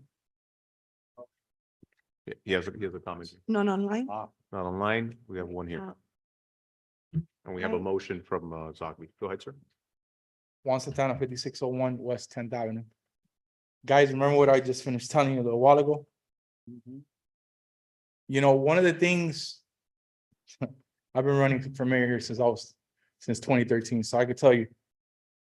And I have a background in civil engineering, so the way everything is changing so fast, one of the things that we really need to really think about, and I don't know if you guys want to open up this for a discussion between yourselves, to actually put a one-year moratorium in any new development that's coming into Hialeah, to do an extensive research study, how this is negatively impact the community at large. And because of course the city's benefiting from it, you're getting millions of dollars, you know, in tax revenue from the builders, you know. And God only knows if I start looking at PACs, you know, God only knows if I start looking at PACs and start putting the dots together, you know. But I don't really want to do that. But guys, let's really think, right? And use our heads. Remember, you were elected by the people of Hialeah as the body, and also as the mayor and the administrator here, to really think about how this is negatively impacting the neighborhoods. And this spot check thing is really scary, because now I see buildings going up on 12th Avenue 70 something. And I live right across the street from a school. And I already told the school board director, I said, if you think you're gonna put apartments in front of my house with the schools, you got another thing coming. You know, really think about a moratorium, at least 1 year, you know, to do an extensive study on this. You know, you could find whatever consulting you want, or, you know, use FIU research. That's like the most accurate one that I've seen out there. But, you know, it's crazy. Like, people are talking about the Westline issue. You know, guys, I told people, I said, look, they come and they start crying and complaining to me. I said, did you vote? Oh, no, you didn't vote. Oh, I'm sorry. I don't need to speak with you then. You know, go call the councilmen and go call the mayor. You know, because at the end of the day, people want to come and cry, but they won't come here to talk to you guys to let you know what's going on. And at the end of the day, guys, think about it, have an open discussion regarding doing a 1-year moratorium before we pass any of this. Remember, you can always table this to have another discussion, have a community gathering, you know, workshops like you've done many, many times discussing this. You know, the task force is a great thing, but I just, you know, I don't really see it. The only benefits is the vouchers they're going to get from City Hialeah. That's all it is. That's what I came to the conclusion. Thank you. Thank you. All right.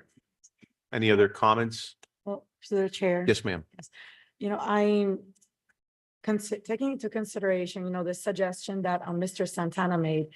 That isn't such, that's actually not a bad idea, somehow slowing things down, because I know that, you know, there is one of the reasons that all of these developments, they're being approved is with the explanation that there's a housing shortage. There isn't a housing shortage. There is a shortage of affordable housing. If we call any of those new developments right now and seeking to rent an apartment, they have 10, 15 to show us. Why aren't they filled? Why are they still empty? Because no one can afford them in Hialeah. People cannot afford them. Obviously, you know, something isn't right. We continue to build and build and build, but it's not addressing the problem. It's not providing housing for the people here, and this is moving way too fast. I think we should strongly consider some type of moratorium or slowing things down to properly, adequately evaluate, what effect this is having on Hialeah. When this task force was created, I even reached out to the Center for Civic Engagement of the University of Miami that they research the affordable housing crisis throughout the United States, and they were willing to come to Hialeah and form part of the task force, but they were not invited. And, here, their members were selected and no one was open to listening to suggestions for outside persons. All of the members of this task force are people that are already in Hialeah, already developers in Hialeah, already lobbyists. So I don't see if what they couldn't, think of before, what the ideas they had before, I don't see what's going to change now. They've already been here for years. I do think that we need to slow down, this development. It's hurting the city. It's transforming it into something that it's not, and it wasn't meant to be. Hialeah wasn't meant to be Brooklyn. And that's it. Sure. Thank you. We have a second by Councilman Zogby. You have another comment, sir? Go ahead. If you don't mind, Eric Johnson, Hialeah Firefighters Local 1102 on the moratorium question. Caution to the council. Go ahead and think and talk about a moratorium. In 3 years, you'll be bankrupt. You'll be bankrupt in the city from 1 year of building because we don't start to collect our money till about 2 years after the initial start of the building. See, the problem with council is over the years is we come up with great ideas that last about 31 seconds. But the people in the audience and the people who work here, we suffer for those decisions forever. And I hate to bring up our past administration, but that's what happened. We had short-term decisions which took stuff away from my family forever. You're here as 4 years as a politician, but the decisions you make affect us forever. The moratorium, no offense, I can't put it in a better way. It's just plain stupid.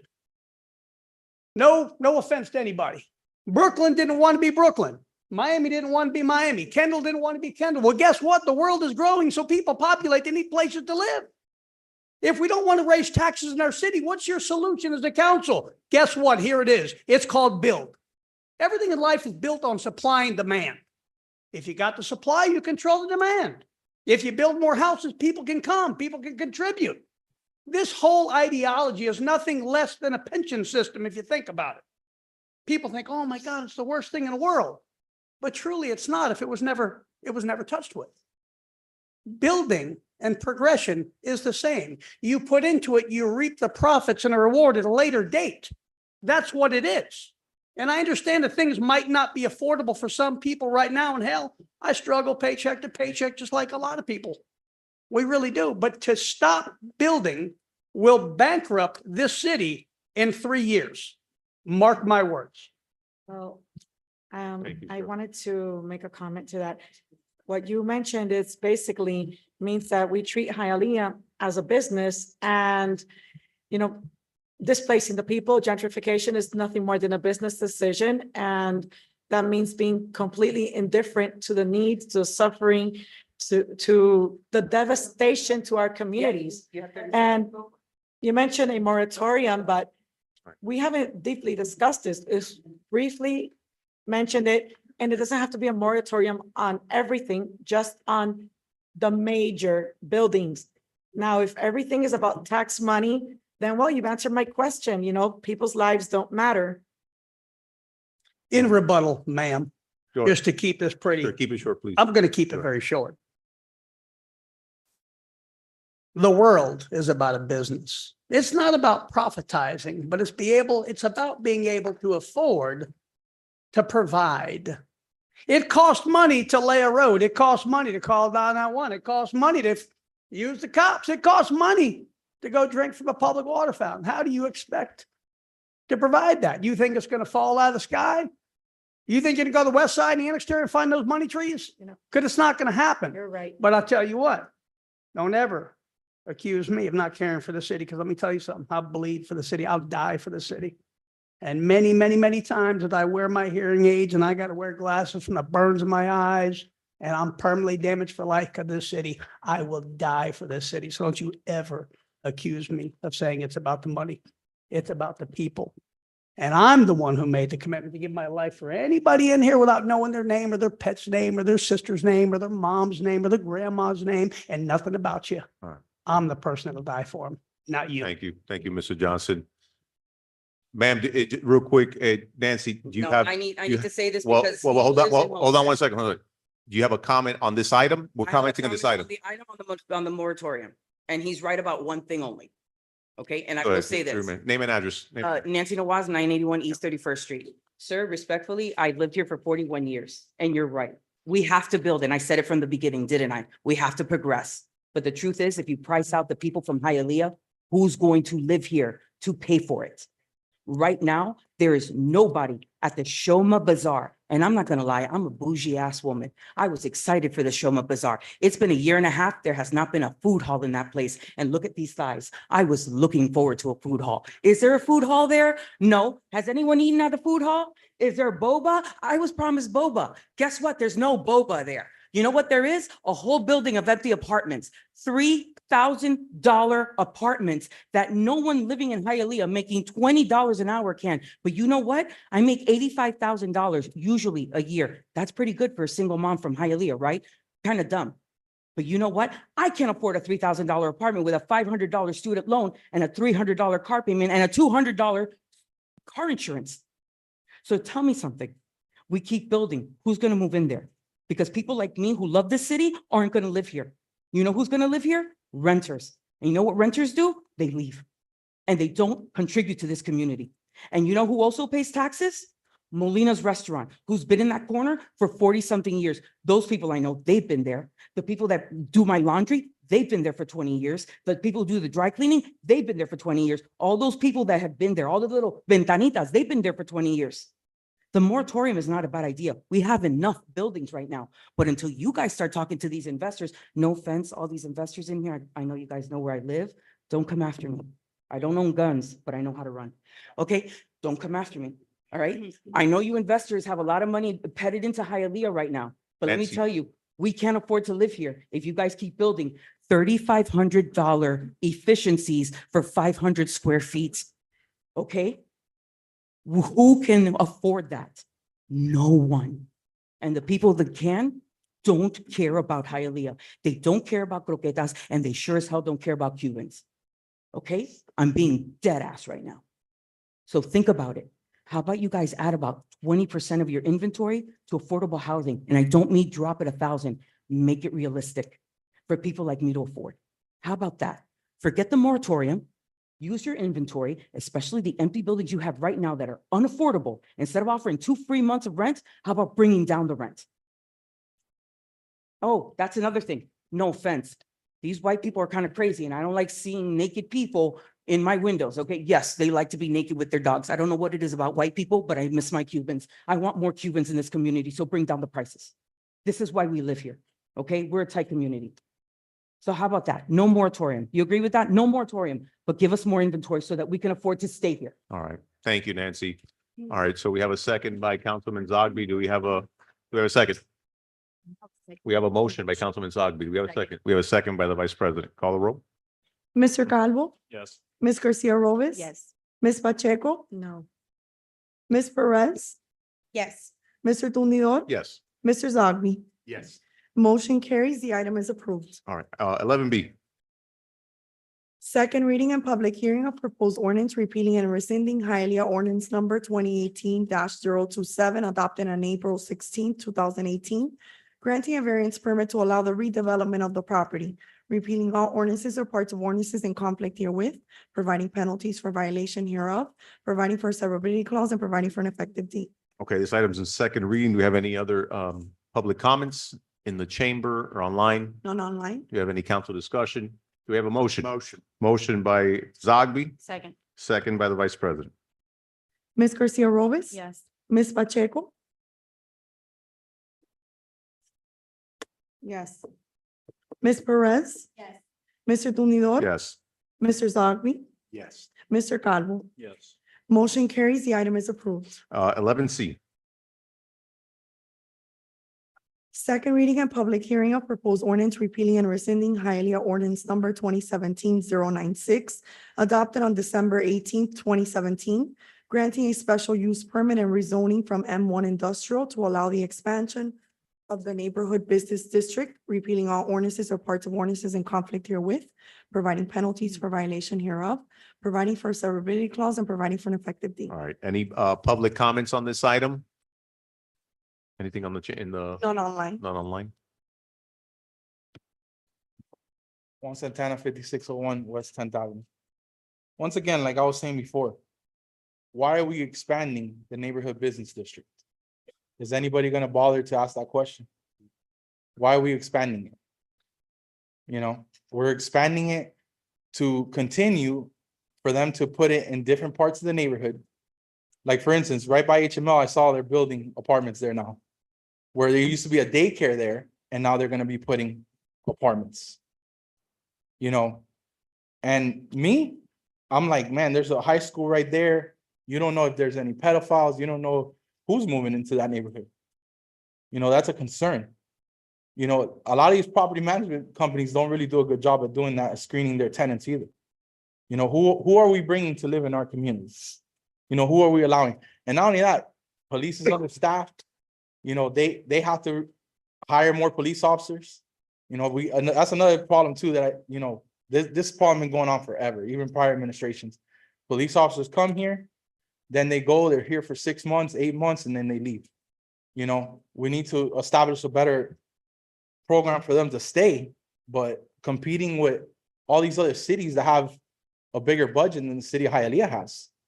You know, but guys, again, you know, the moratorium, I wish y'all would just have a discussion about it, really, because, you know, at the end of the day, I could deal with it, you know, and 1 year of you know, you can even put a limit on it. Okay, well, there's 4, you know, 6 unit, 8 unit. We're not gonna talk about those, but anything bigger than that, you know, how is that gonna impact the community? That's another thing. We're not even bringing federal dollars down to fix the streets.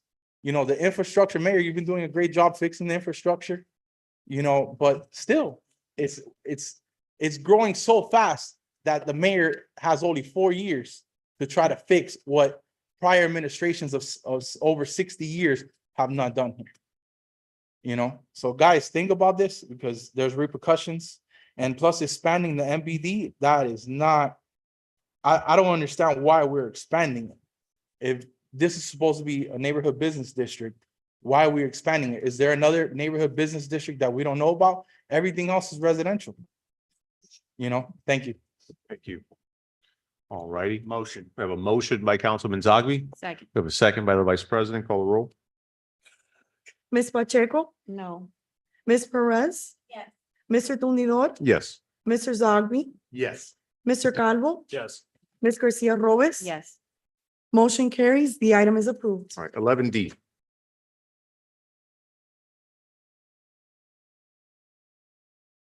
First reading of proposed ordinance amending the Hialeah Code of Ordinances, Chapter 62, entitled Parks and Recreation, amending Section 62-1 definitions and Section 62-2 intent to include prohibition of smoking cannabis, marijuana, or hemp products in all city parks, city recreational facilities, or city public buildings, and imposing penalties in violation of the prohibition, repealing all ordinances or parts of ordinances herewith, providing for penalties for violation hereof, providing for a severability clause, providing for inclusion in the code, and providing for an effective date.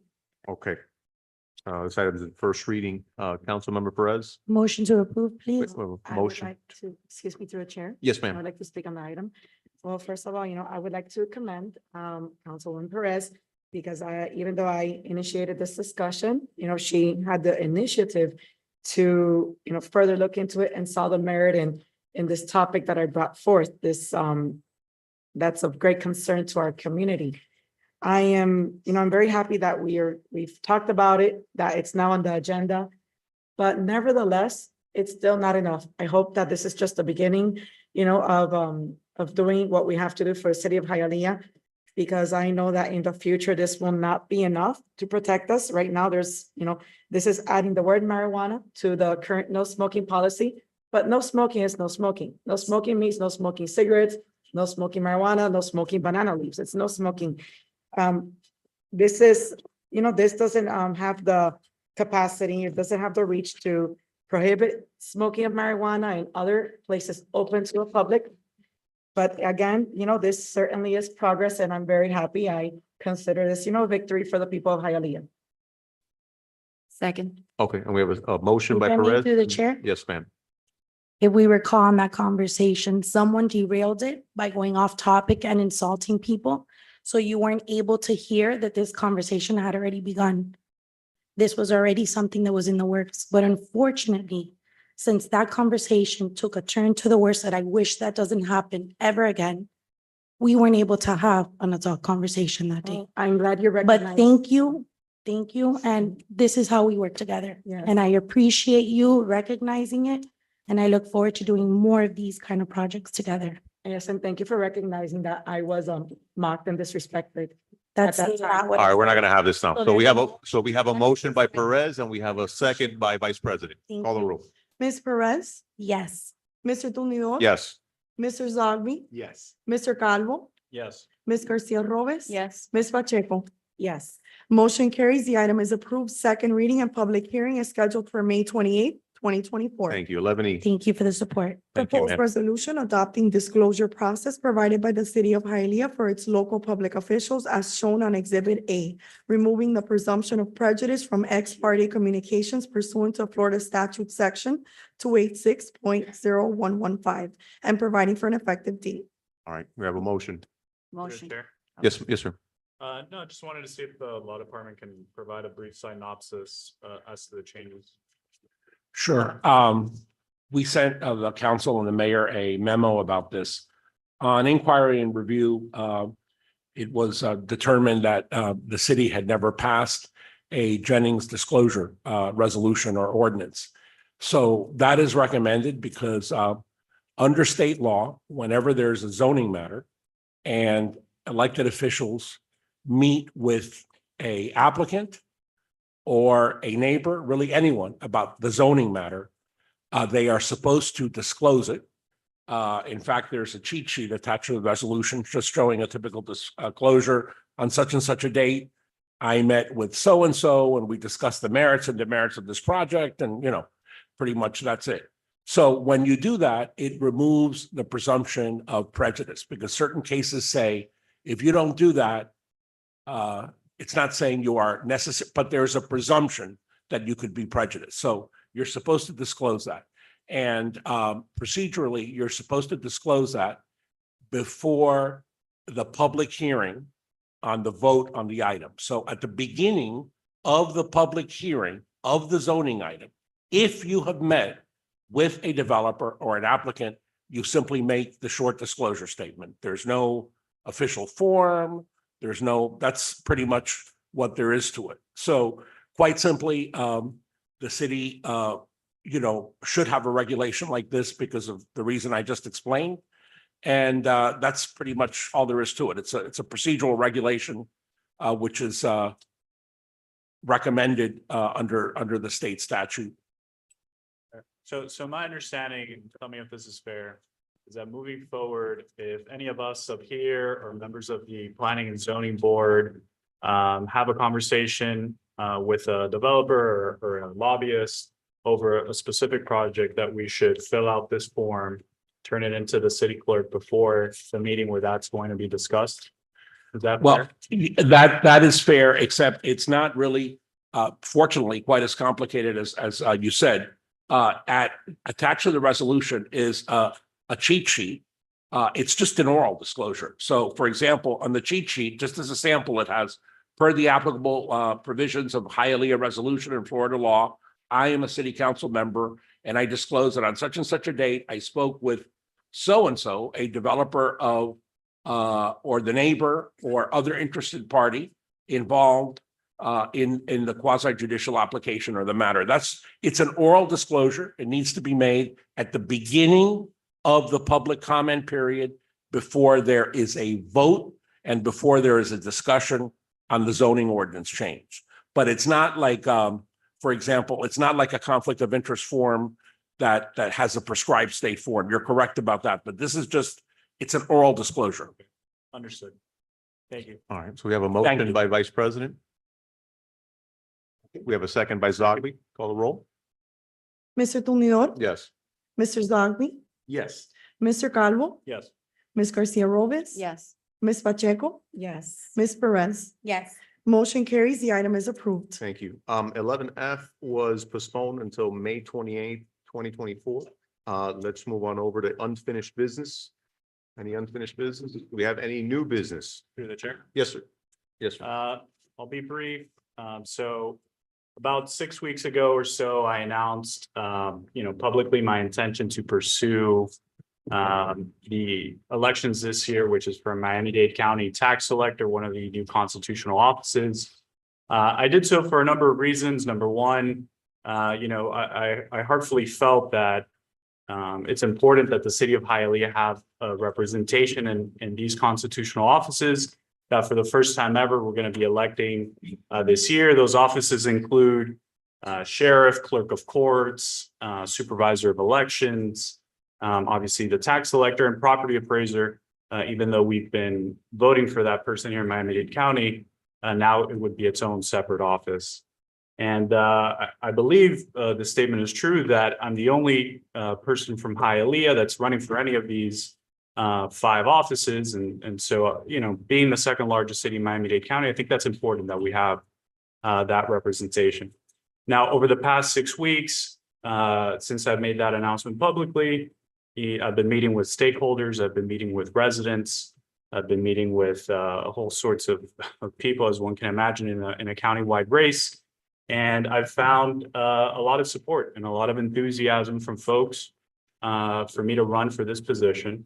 And, that in me confronted a very, kind of heartfelt decision that I had to make, which is, whether or not I was going to go full in on this, understanding that to do so, I have to satisfy certain requirements under Florida law. And those requirements require that I resign from my position because obviously this term would conflict with a potential term for tax collector. And so in consultation, with family, with friends, I've decided to resign from my position as a city council member. Over the next couple of days, I'll be contacting the city clerk's office to turn in the appropriate paperwork. As I do so, I look back and I reflect on, the work that we've been able to do over the past 2.5 years. Obviously, it's no secret that some of those discussions have gotten very heated, and understandably, I think it comes from a place of a lot of passion to help this community, help the city of Hialeah. I'll still be a council member over the next few months. My intention is, however, to make my resignation effective November 1st. And I think that will allow the city council to replace my position by having an election that runs concurrently with the November elections that we'll all be voting in, I assume, for president this year. So it's my hope that obviously I didn't have to resign or make my resignation effective so early. I could have held my post until January, but I've decided to forego 3 months of my position in order to allow an election process to be held this year in the city of Hialeah. I would urge my colleagues on the council to consider it. Obviously, I would urge the mayor to consider it.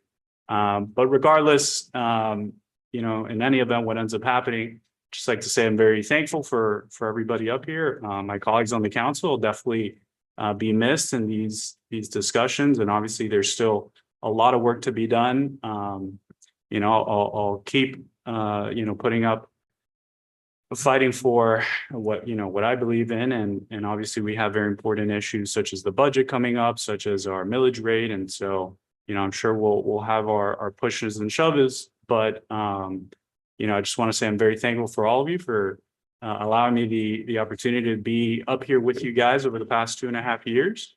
And, it's come short to an end, but, I look forward to your support, hopefully for my campaign for tax collector, and obviously to the residents of Hialeah who have supported me to this position. And now hopefully I ask for your support as I move on and continue representing Hialeah, but now understanding that I also will be representing the interests of others in Miami-Dade County. So thank you, and I'll be in contact with the city clerk to turn in that paperwork in the next coming days. Thanks. Thank you, Councilman Calvo. Yes. I wanted to discuss, well, first of all, I want to tell Brian that was very considerate and very very thoughtful of Brian to resign early and allow for an election process. Thank you, Brian. That speaks volumes of your dedication to Hialeah and your commitment. Thank you. And regarding I want to discuss the recent change of the time of the council meetings. Mr. President, if I recall, you said that if it would be in conflict with someone's schedule, that this could be revisited. Well, I'm currently, I work for Humana. I do Medicaid audits, and I was just informed that I'm going to be transferred to be doing audits for Oklahoma, the Medicaid Department of Oklahoma, and they're 1 hour behind us. So this is a remote job, but I will be working until 6:30 p.m. So I don't know what we can do about this. Because like 6:30 p.m., that's very late. I would be arriving here almost at 7 p.m. And when I ran for this position, so for city council, the meetings were held at 7 p.m. and they had been 7 p.m. for many, many years. So, you tell me, what can we do? Yeah, it's not on me, right? I can't make that decision. It's a decision we all have to make as a council. I think, have you taken the job already? Is that? I've been working there for a while. I've worked there for a long time. Okay. All right. I think it could warrant a conversation, and then see where everyone lands. I think it'd be wise to wait for Councilman Rodriguez. I know he's out of town today. I think he's in Oklahoma too, maybe. I don't know. No, I think so. But is it Texas? Might be Texas. Oh, so let's when the councilman gets back, I think it's a discussion that we should have all together. Thank you. Okay. All right. Absolutely. All right, Mayor, any new business? No. All right. Thank you so much. Have a good night. We're going into land use. Oh, and before we do that, I have to use the bathroom. I'm gonna recess for 2 minutes. Okay, but thank you all.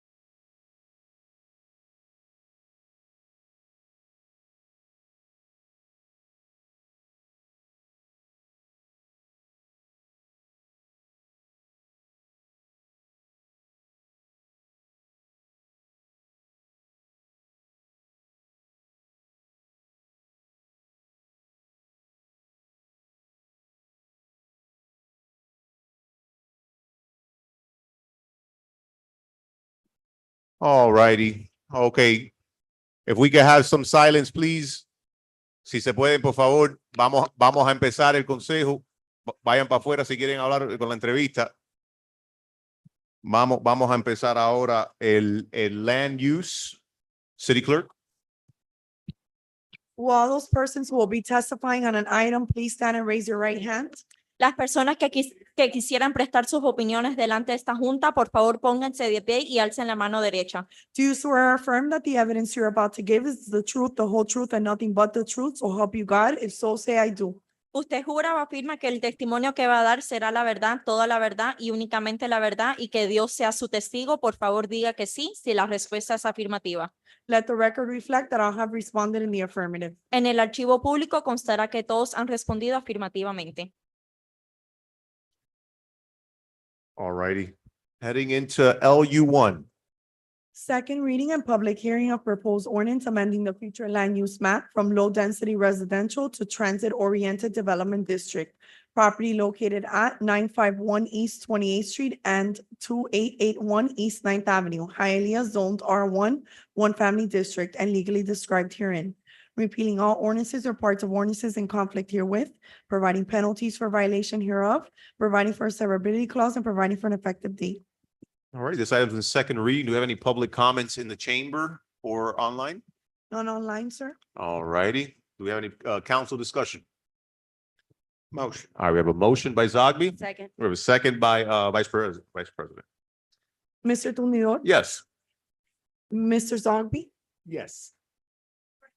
Mr. Calvo? He is away. Yes. Ms. Garcia Robes? Yes. Ms. Pacheco? No. Ms. Perez? Yes. Motion carries. The item is approved. All right, heading over to planning and zoning, PZ1, please. Second reading and public hearing of proposed ordinance rezoning property from R1, one family district to R3, multiple family district, granting a conditional use permit to allow the K through 12th grade church school with a maximum capacity of 205 students in conjunction with a 100 children daycare and a 9,240 square feet church, and granting a variance permit to allow 39 parking spaces where 279 parking spaces are required, 231 for the church and 48 for the school. In contrast to Hialeah Code of Ordinances, Section 98-2189, subsection 9, property located at 5559 Palm Avenue, Hialeah zoned R1, one family district, and legally described herein, repealing all ordinances or parts of ordinances in conflict herewith, providing penalties for violation hereof, providing for a severability clause, and providing for an effective date. Okay, I have some questions on this item. But I do believe we also have some residents that have some comments on this. So once they're done, you guys can speak, and then I have some questions, okay? This item's in second reading. Do we have any public comments online or in the chamber? None online. Esta aplicación es sobre la escuela en Palm Avenue. Creo que ustedes tenían un comentario o algo. Venga para acá.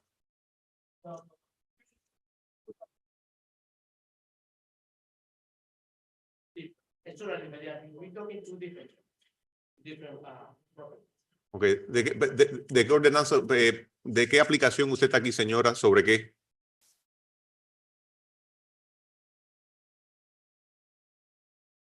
This is not it? What item is that? I want to make sure we don't miss it. It's not in this agenda?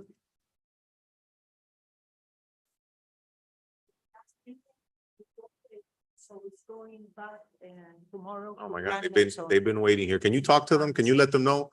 Señora, perdón, afortunadamente, esa aplicación no está aquí hoy en el consejo.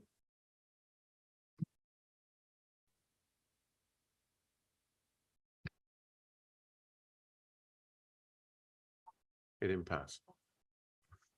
All right. Missing any other, I motion. Okay, so I think, yeah, this is different real quick. And we have, come up there. Name and address, please. Octavio Santurio, 6262 Southwest 40th Street, Suite 3, South Miami, Florida, 33155. I'm here with the pastor Quevedo. Thank you. Thank you so Yeah, much. my name is Danilo Quevedo, and area 44 Northwest 147 Miami Lake, Florida, but I'm the pastor in 59 Palm Avenue. Okay, thank you. Abdel, call him real quick. Call that lady over there.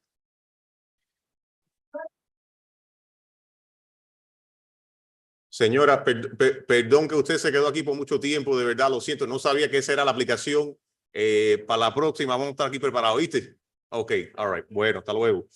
All right, Octavio, so how many kids do you have right now in the school?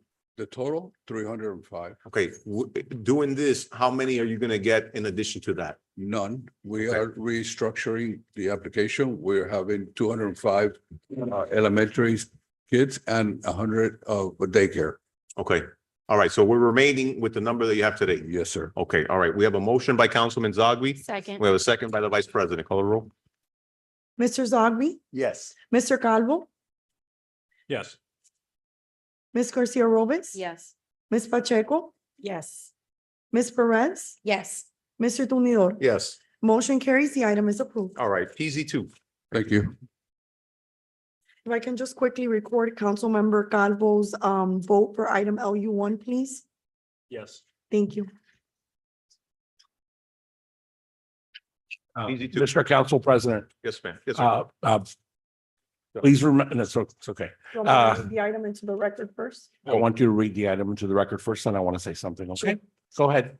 Second reading and public hearing of proposed ordinance granting a special use permit pursuant to Hialeah Code of Ordinances, section 98-161, to allow the expansion of the neighborhood business district overlay in relation to a proposed mixed-use development, including 815 residential units and approximately 32,624 square feet of commercial space, granting a variance permit to allow the waiving of the building mass requirements, allow 10 feet front and street side setbacks, where 22 feet and 34 feet are required for the middle and penthouse levels, and allow 1,559 parking spaces, where 2,006 parking spaces are required. In contrast to Hialeah Code of Ordinances, sections 98-1630.3, subsection C, 98-1630.3, subsection E1, and 98-2189, subsection 16B. Property located at 1625 West 49th Street, Hialeah, Zone C2, Liberal Retail Commercial District, and legally described herein. Repealing all ordinances or parts of ordinances in conflict herewith, providing penalties for violation hereof, providing for a severability clause, and providing for an effective date. All right, so this item is the second reading, and we'll see if there's any public comments. I think we do have a public comment in the chamber. Do we have any online? Oh, so before we, yes, and so before you come up, Millie, I'll let you speak now. We'll get- Listen, can you do me a we'll get- favor? 1 second. Can they present what it One second. looks like for the One second. public to Yeah, see? yeah. We can go over those things. I just want to say a couple things. This is a very, very important item. And again, we want to make sure that we do it right. Right. We want to make sure that whatever is presented is done accordingly. I had met with the applicant's team to discuss prior to the first reading, to discuss these details, right, that they presented during first reading. And I'm glad to see that what was said to me prior to the meeting was actually on the presentation. I will say this though, and I know we have the lobbyists here today, Mr. Abad, how are you? We will hold you guys accountable to the things that were promised, and we want to see some progress moving forward. With that being said, anyone else on the council would like to disclose? If I may, through the Yes. chair. Yeah, Councilwoman Perez. As I kind of alluded to the last time we spoke, that they presented, one of the concerns that I had was the exit strategy to the mall. That we said we were gonna do some kind of traffic study and that was gonna come back to us. I don't know if there's any information on that today. But I know that was a big concern with having the exit to the highway. And we were gonna expand, the parking lot to have more lanes for those residents that are both visiting and living now on that property. So I don't know if that's something that was discussed, but I appreciate you being here. If you have any information on that, or if maybe we can, maybe on our first reading, once we pass land use, if that's something we could dive into together, I would appreciate that. Yeah, and if we could also just mention if we've met with the applicant prior to that, if we could make that disclosure now, yeah. Right. So I know that procedurally, if you have a disclosure to make, just that you met with so-and-so on, such and such, and you discuss whatever you're supposed to do, so please do so before there is the public portion and the vote. You do it at the beginning. Now, Okay, so through the chair, I would like to disclose that I met with them prior, before first reading, and they were able to answer all my questions and all the concerns that I had. I appreciated that they took time to actually meet with me and show me the ideas they had. Thank you. Through the chair. Yes, ma'am. Well, in the prior meeting, I disclosed that I Mhm. had met with Mr. Codina, and he did answer many of my questions. But in the first reading, I voted in favor of this. But since then, I've had a number of residents approach me with questions and concerns. And I'm not able to answer those questions because there's we don't know. They continue asking me about traffic. There's a lot of confusion about what's going to be built. Some people were under the impression that there was going to be a theater, a movie theater, and then others had no idea that there were going to be that many apartments. I would like to be able to provide answers to these questions. So Okay. I don't know if it's possible to perhaps, table this or postpone it or make some type of conditions that we're able to provide reassurance and answers to members of the public. Okay, so and they'll speak now. I want to make sure we all get the disclosures out. So thank you, Councilwoman. Anyone else? Through the chair. Yes, sir. Yes, I also, like I believe every other member of this council, met with the development team, and a couple of weeks ago, I was trying to look for the date. And they presented the project to me and I asked questions, they answered it, and that's pretty much the extent of the meeting. Perfect. Thank you. Anyone else? Through the chair. Yes, sir. I also said it last time. I met with Mr. Cardina and his staff, went over the project. I'm not sure of the date, but it was several weeks ago at this point, and they answered my questions. Got it. Thank you, Councilman. And I believe Councilwoman Perez, you. Yeah, when we met with them, we discussed many points. So yes, I've also met with them Okay. prior to this, and we went over many details. Perfect. Thank you for that. Can I get a representative up here from the? All right. Sir, how are you? Name and address, please. Thank you, Mr. President. Joe Jimenez, offices at 2020 South Salem Street, Perfect. on behalf of CCK and Amanda. Thank you, Joe. So, Joe, like I mentioned earlier, again, we're really excited about this. We want to make sure that it's done right and everyone's being heard. And and then I know that the Councilwoman Pacheco had some questions as well, but anything you can share now with us, any updates or anything, has anything changed since? Well, first- as Millie suggested before this started, I'm more than happy to show you a different presentation than you saw the last time. It's the one that the Planning and Zoning Board saw Okay, before. It's I know the last time you saw the video and you saw the site plans and everything else. Obviously, there are civil engineering questions that cannot be answered. Councilwoman, that's the city of Hialeah has an administrative site plan approval that traffic looks at and everything else. And so that will go into that issue with respect to the exits and everything else and the streetlights. And we have completed a traffic study.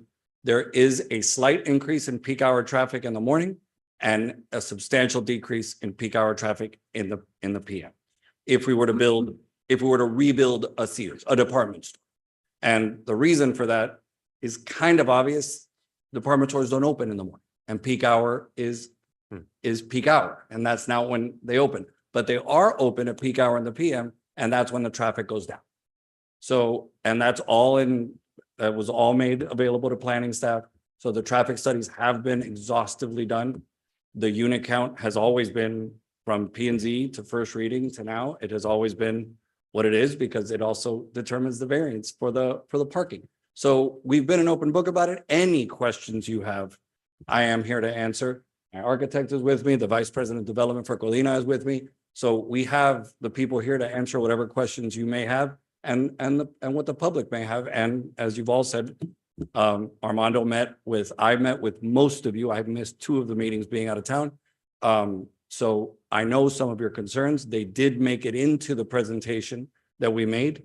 And we're happy to discuss more of them. This being the zoning designation is one thing, but then at site plan and any conditions you may have would go into that, and Deborah and her staff would hold us accountable, obviously. Perfect. I think some of the members, the residents wanted a presentation. All right, so let's. You want to do it now? Let's do it now. Let's do it now, and then we can go from there. Can the residents see the presentation? Yes, okay. So obviously, there is nothing strange about this site to any of you. And as we learned, and we said this at planning and zoning, we said this here, a lot of you told us, everybody has a memory of Westland Mall. And Westland Mall has not been immune to the ills that have fallen on malls throughout the United States. And even in Miami-Dade County, we've seen malls just go down. There are the flagship malls that maybe are immune to it, but we've seen a decay in the Falls. We've seen a decay down in Cutler Bay and what Southland Mall was, and now that city's doing that as an entire downtown. And places like Aventura, places like Dayland, they may be safe for long, but the mall experiment lasted, I think, as long as it could. It's important to note that we did not buy Sears and close it down. You've had a vacant big box store on one of your main corners for 2 years. Plenty of opportunity for the mall for Sears to lease that space, to sell it to any number of big box stores, but that's not the direction they're going. Even Macy's has announced that they're closing hundreds of stores in the United States. So the way to invigorate these malls is to bring tenants to them. People love the mall inside. The 3 big boxes are all in decline nationally. One is obviously here, just didn't work out. But the smaller stores inside, the smaller stores that still provide the experience that you cannot get on Amazon, the services, whether it's you want to go try on a pair of sneakers, whether you want to go get a haircut, whether you want ice cream, whatever that is, that's found inside the mall. And inside the mall, if we bring people to it, that's what saves retail. This property, unlike the last mixed-use development that we've done, which was on 130 acres, we had to build it all. Here, the minute you put apartments, it becomes a mixed-use project with the mall as its anchor. We're not doing this to destroy a mall. We're doing this, quite frankly, it will save it. The mall is the anchor here. That's why it's called Westland Plaza. So next slide, please. The overall side of the mall, no, go back to the other one. The overall side of the mall that would be JCPenney on the north side as what sticks out of Westland, and Macy's to the west. The 15 acres of the Sears site is there to the east. And that's where we're trying to incorporate it, not away from it, but we're building right into the mall. Part of the food court would be taken out, and the residential community isn't an apartment building. It's more of a neighborhood. And that neighborhood flows directly into the shopping experience with a 1 acre plaza right in the middle.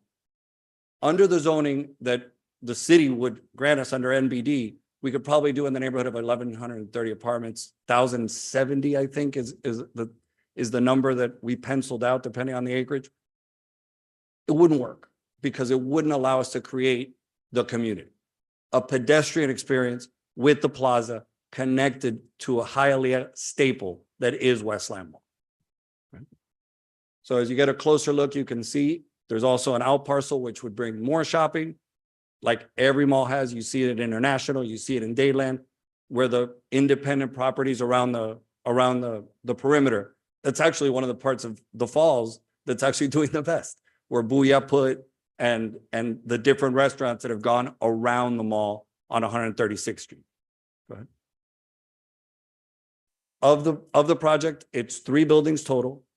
2 of them are 8 stories with connected parking garages, and a 6-story building that has a flyover bridge into one of the other 2 garages. One of the reasons, and this is important to note, one of the reasons we're asking for a variance, we think that the Hialeah code requires over parking.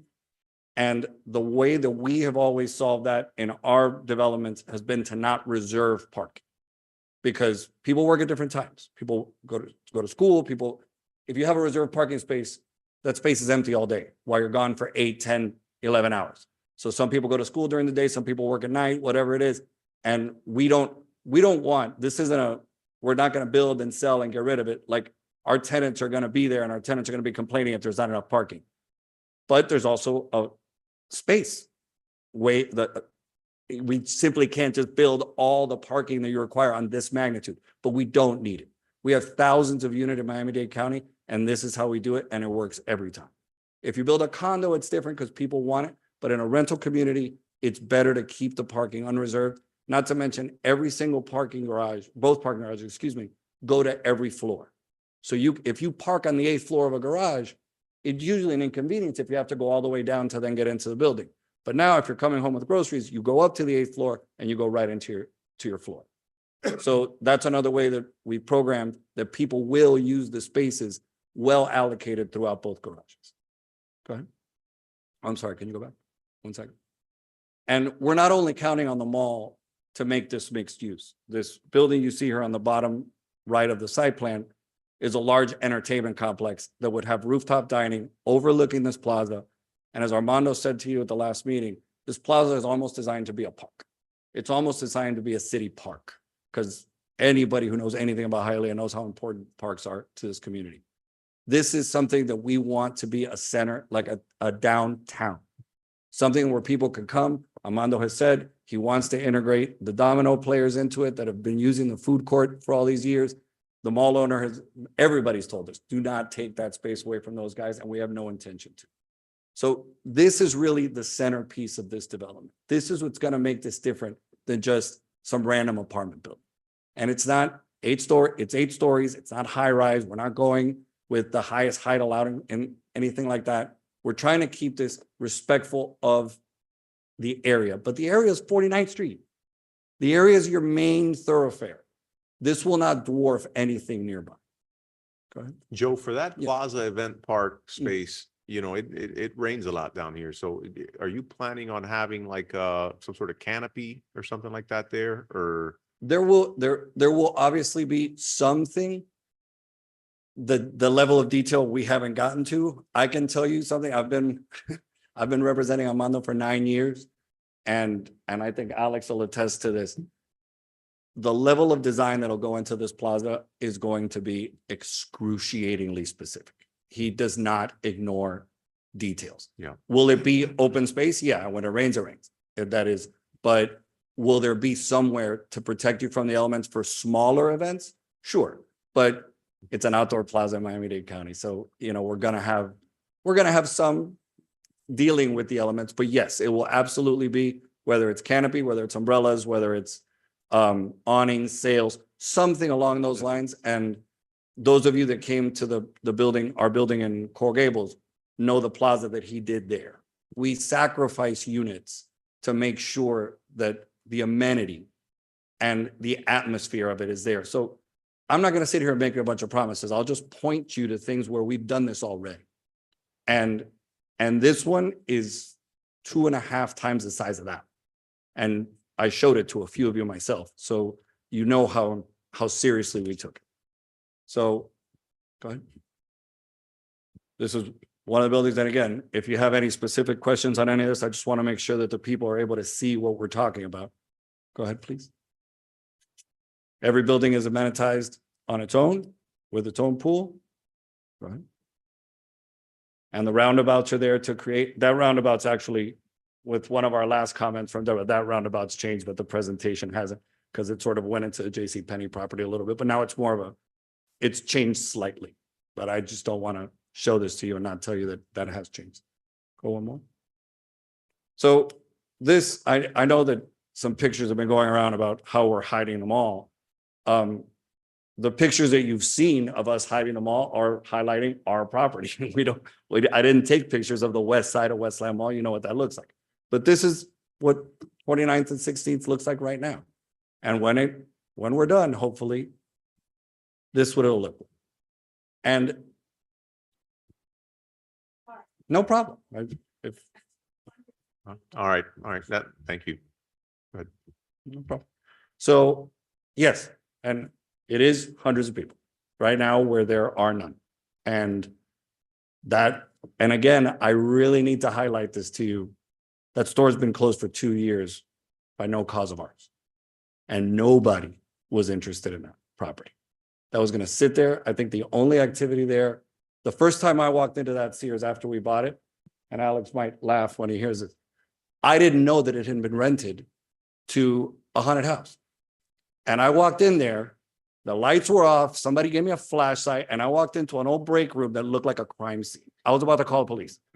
I was terrified. I was like, don't walk in here, don't, you know. No, relax, that's just, oh, that's not the highest and best use of the corner of 49th Street and 16th Avenue. And that's all we were getting. And we were getting markets outside that when I posted the property, because I posted it myself, it was disgusting, the amount of trash. And I asked Armando's guys, oh yeah, go over there and clean that, because that's one of your main corners.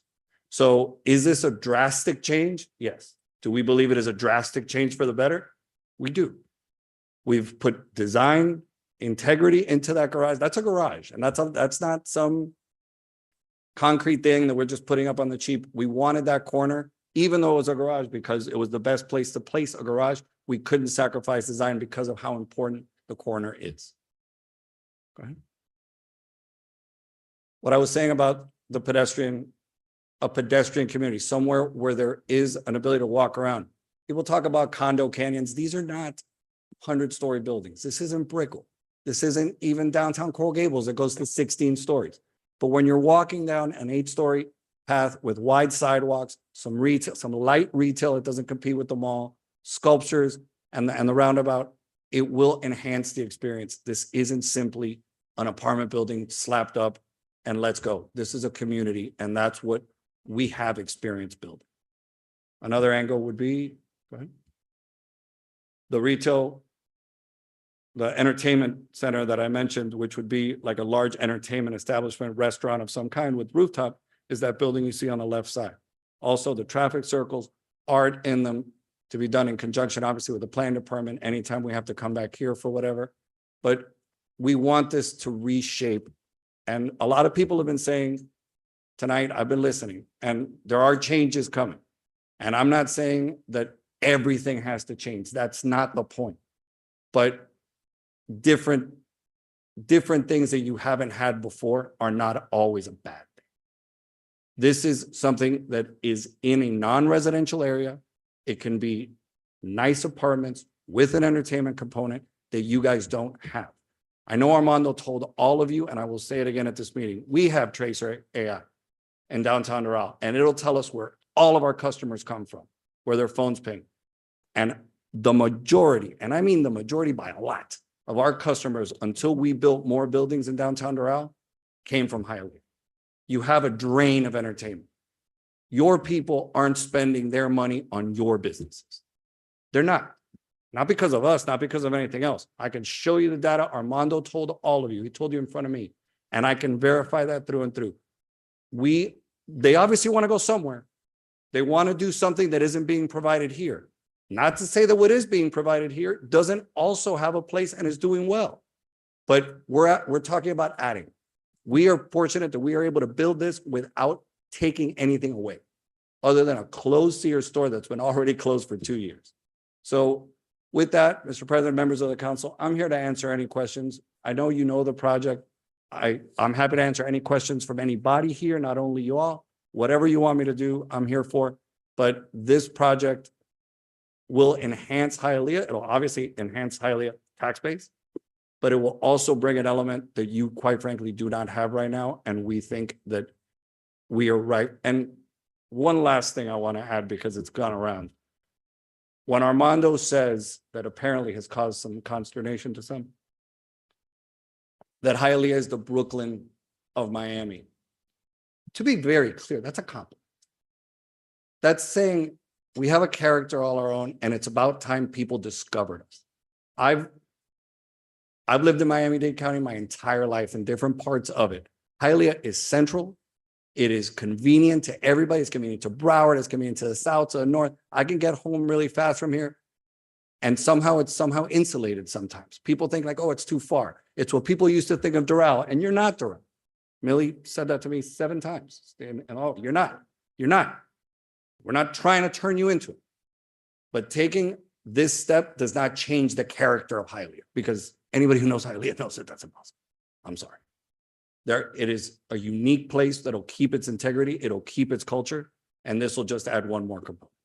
Thank So, you. Thank you very much. Thank you, Joe. All right, let's open it up first for public comments and then we'll do council discussion. Any public comments? Name and address, ma'am. please. Just before I say my name and address, there were people here, I think, too, that were going to speak on this item. Sure. And I told them the time and everything. And you said, thank you, good night. And they left thinking the meeting was over. So be careful next time because they're against the mall project and they You live got in it. the area. All They right, live in the area, I all don't. right, name and address, please. Millie Herrera, 4341 East States Lane. You all received what I sent. Thank you, Marbellis. She added it to the public record. I did that only to show you that you can be creative and you can think of many other things.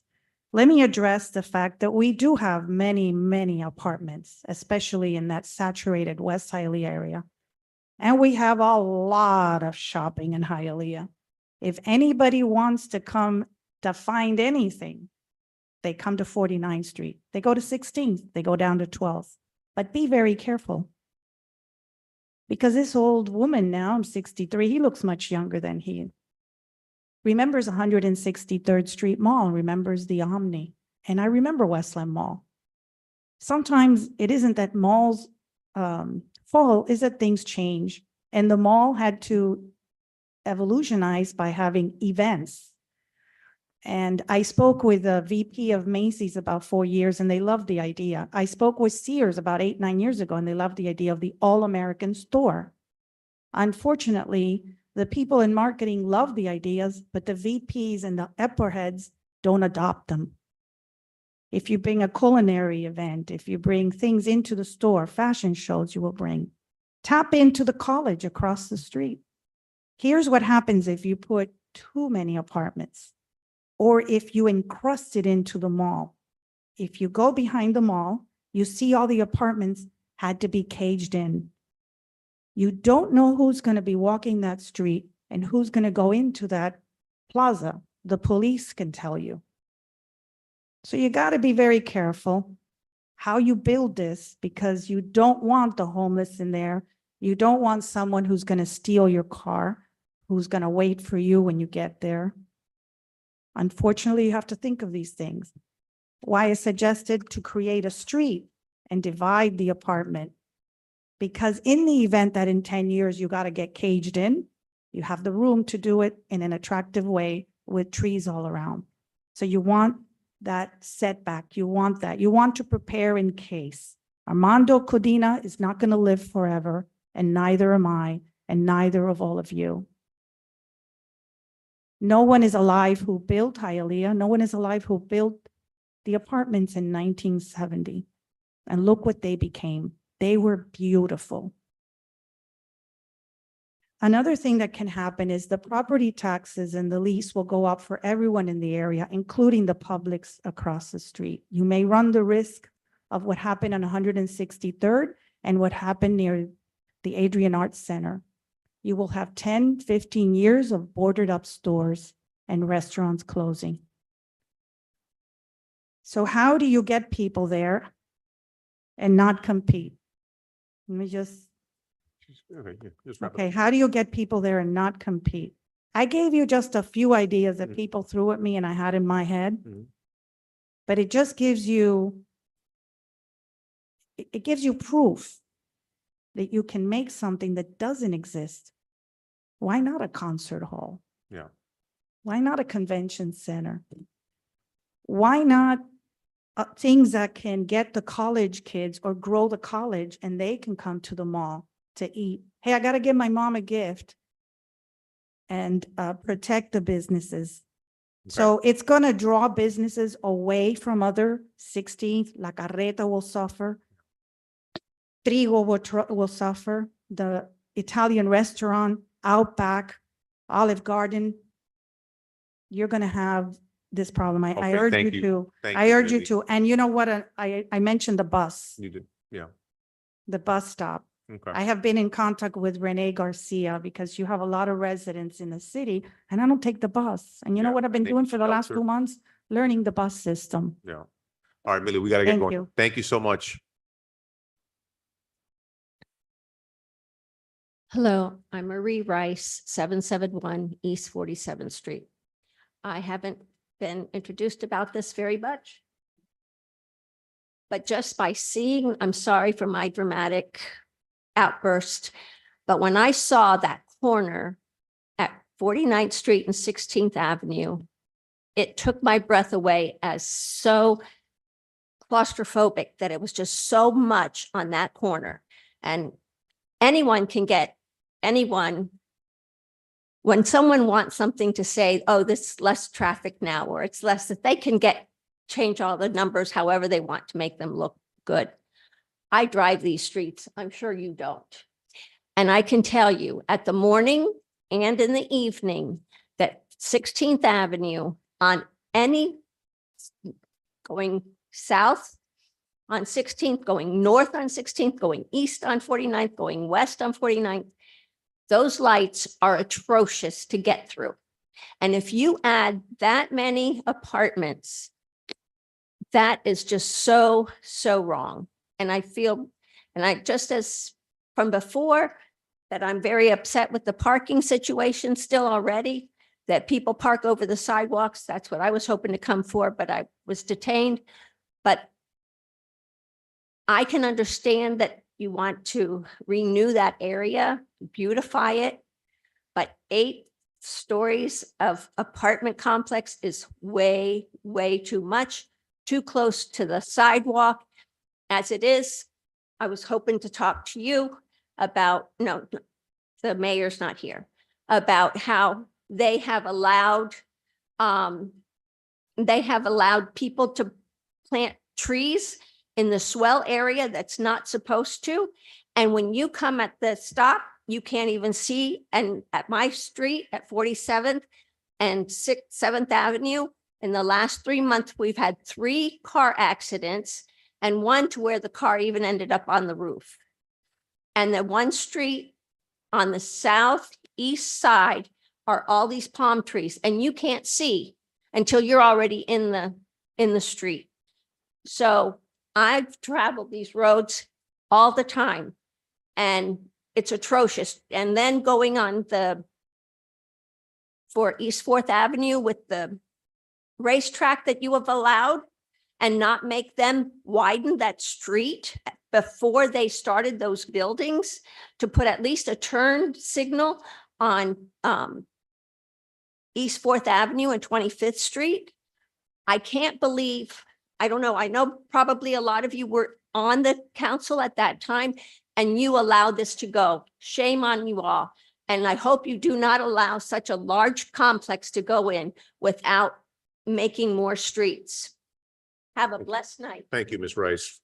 You have any other public comments? Yes, sir. All right.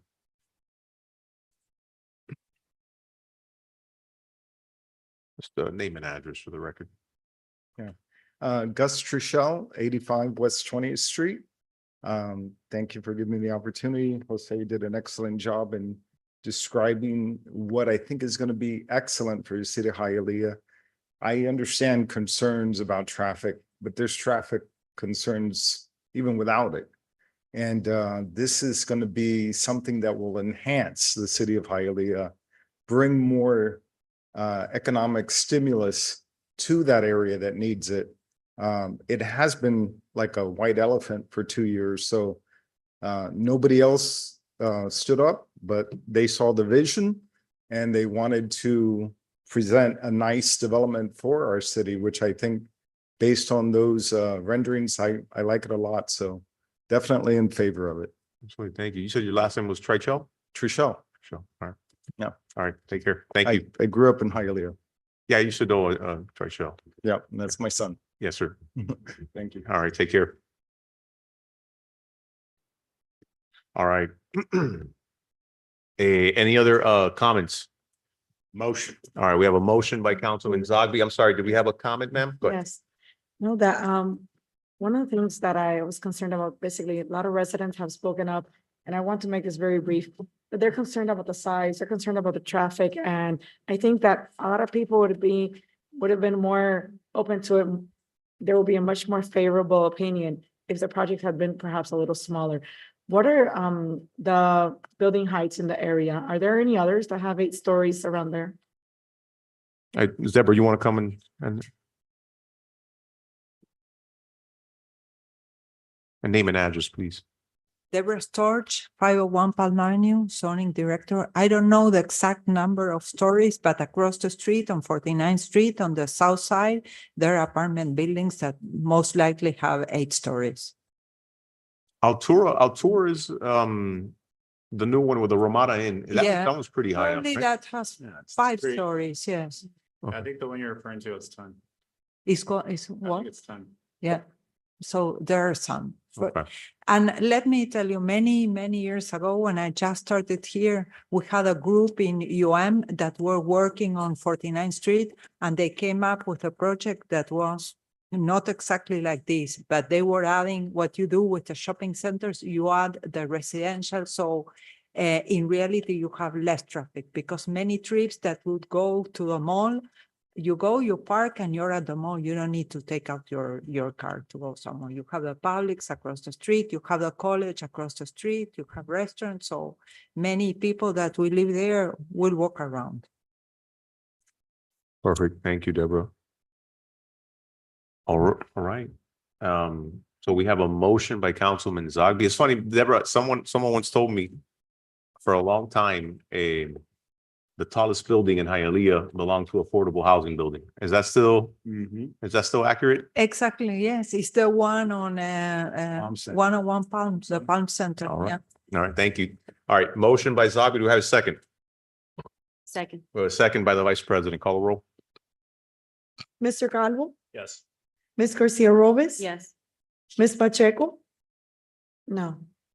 Ms. Perez, Yes. Mr. Tumnidor. Yes. Mr. Zogby. Yes. Motion carries. The item is approved. Thank you so much. PZ3. Thank you very much. Second reading and public hearing of proposed ordinance granting a conditional use permit pursuant to Hialeah Code of Ordinances, section 98-181, to allow a K-1 grade elementary school with a maximum capacity of 24 students in conjunction with a 72 children daycare, granting a variance permit to allow 35 parking spaces where 42 parking spaces are required, in contrast to Hialeah Code of Ordinances, section 98-2189, subsection 9. Property located at 2863 West Second Avenue, Hialeah, Zone C2, Liberal Retail Commercial District, and legally described herein. Repealing all ordinances or parts of ordinances in conflict herewith, providing penalties for violation hereof, providing for a severability clause, and providing for an effective date.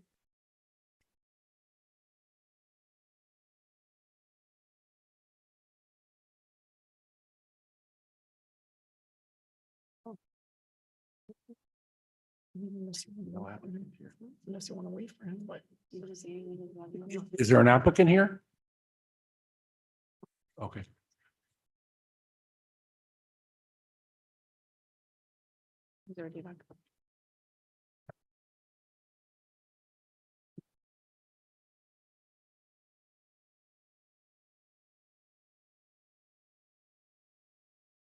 Sorry, I was saying hello to Mr. Trey Chell. I went to school with his son. He passed away recently. So, where are we? PZ3, sir. All right, PZ3.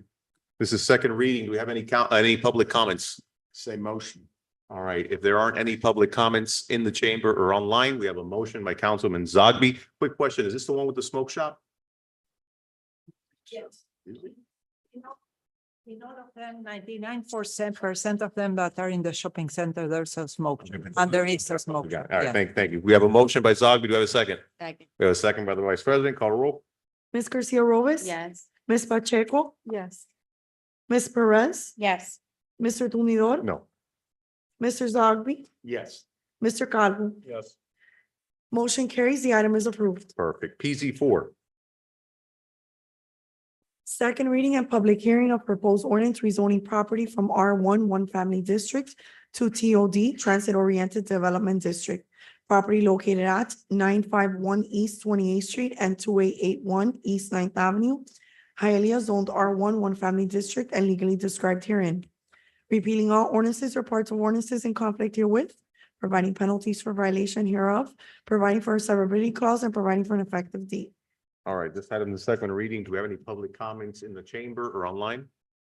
None online? All right, through the chair. Yes, sir. Are these leftovers? Yes, these are two leftover lots to complete the block. Motion. Second. We have a motion by Zogby, second by Vice President. Ms. Pacheco? No. Ms. Perez? Yes. Mr. Tumidor? Yes. Mr. Zogby? Yes. Mr. Calvo? Yes. Ms. Garcia Robes? Yes. Motion carries. The item is approved. Thank you all very much. All right, PZ5. Second reading and public hearing of proposed ordinance rezoning property from R2, 1 and 2 Family Residential District to P Parking. Property located at 1171 West 69th Place, Hialeah, zoned R2, 1 and 2 Family Residential District, and legally described herein. Repealing all ordinances or parts of ordinances in conflict herewith, providing penalties for violation hereof, providing for a severability clause, and providing for an effective date. All right, so I have a question on this one, but I'm sorry, this is PZ5? Yes, sir. Okay. All right, do we have any public comments before I ask? None online? None online, none in the chamber. Caesar, and I'm sorry, I must have overlooked this one. So we want to go from an R2 to a parking lot, right? Cesar Master offices at 8105 Northwest 155th Street, Miami Lakes, Florida. PZ5 and PZ6 are basically companion files. So this is the one that we're going to a parking lot, which will service the lots in PZ6, which are located behind the shopping center. Okay, hold on one second. So you said PZ5 and PZ6 are together? They're properties that are right next to each other. Okay, so PZ5 is 1171 West 69th Place, and then PZ6 is 1174 West 70th Place. And 1179. The two lots that go from Okay, 70th place to 69th place, which I can show you in the. no, I got it. So yeah, it's a lot on 70th Place and then a lot on 69th Place, Correct. right? And it's right behind that shopping center. Correct. And then this lot, PZ5, is the Yeah. lot right next door, which right now has a single family home, but we're going to demolish that and make a parking lot which will service the school located in the two adjacent lots. All right, so my only concern with this, Caesar, and we gotta talk about it, right? You know, this reminds me of a project of an application that we took on a couple of years ago and we ended up denying, right? And it was a restaurant on East Fourth Avenue who had a growing business, right? And it was great. We want that. We want to see that businesses thrive.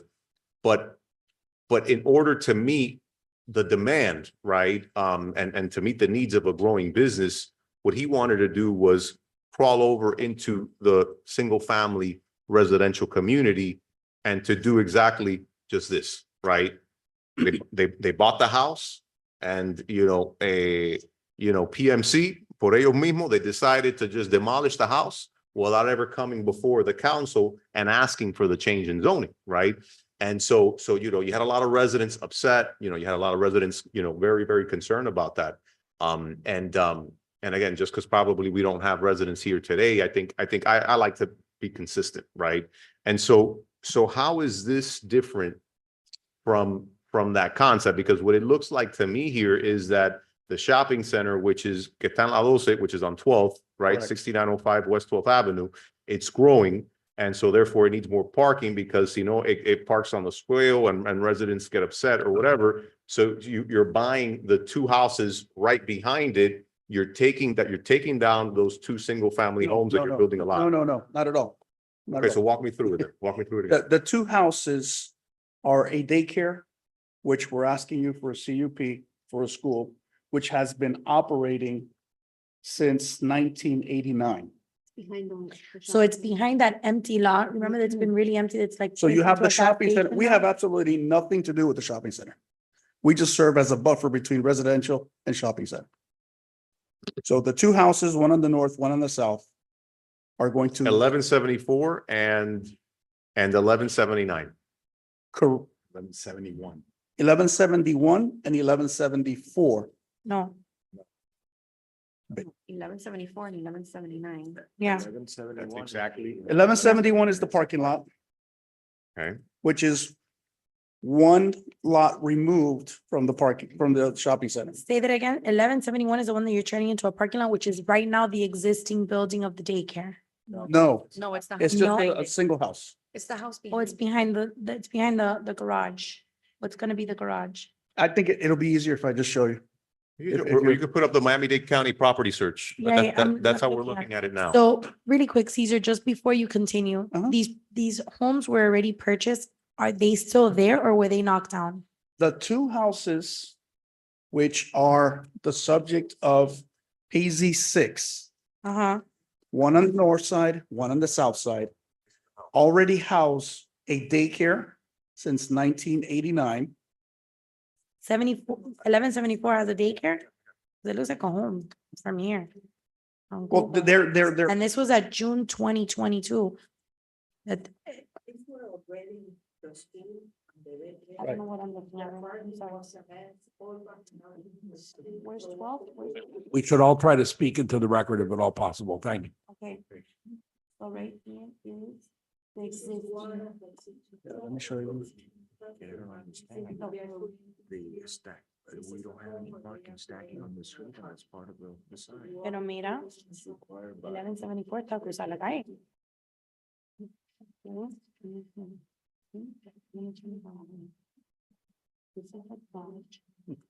This over here is the shopping center. This is 1179, which is the two. And so while they do that, so Caesar, so just, and again, just to be clear, so the lot on the north side, which is on 70th Place, 1174, the lot right behind it, which is on West 69th Place, both of those parcels are schools or daycares at this moment, Correct. separate schools and daycare. What, they're separate parcels, They're one right, business. right, separate parcels, but same school. Correct. Now, the house, the lot east to 1179 on West 69th Place, that's the lot you wanna take down that house and you wanna put a parking lot. Yeah, Manny Rhodes, architect with offices at 18501 Pines Boulevard. The reason, Jesus, that we're doing that, Mr. Tundidor, is that we're avoiding the stacking parking for the daycares and schools and so forth, which is mandated by the new resolutions for any daycare. So that's why we're purchasing the property next door. We have purchased it and we're gonna demolish it yeah, and keep the traffic off the street. right, Sure. right, Manny, and I get that, I get all that, right? But it goes back to what I just said initially, right? The business is probably growing, right? And so what we're trying to do now, right, instead of building infrastructure on the parcel that you have here today, or going somewhere else where you have more space, the solution is to go into the single family home community, right? To create the infrastructure, in this case, the parking needed to support the business. That's what we're saying. Right? I mean, no, yes, sir, it's very good. It's a business that's been operating for 35, 40 years that now has to come before you to legalize the educational portion.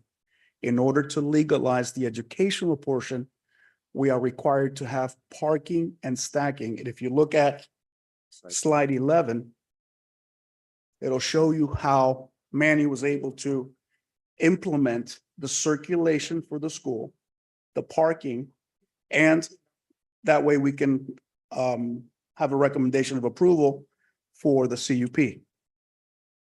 So is it going to make the buffer between the residential and the commercial a little bigger? Yes, it is.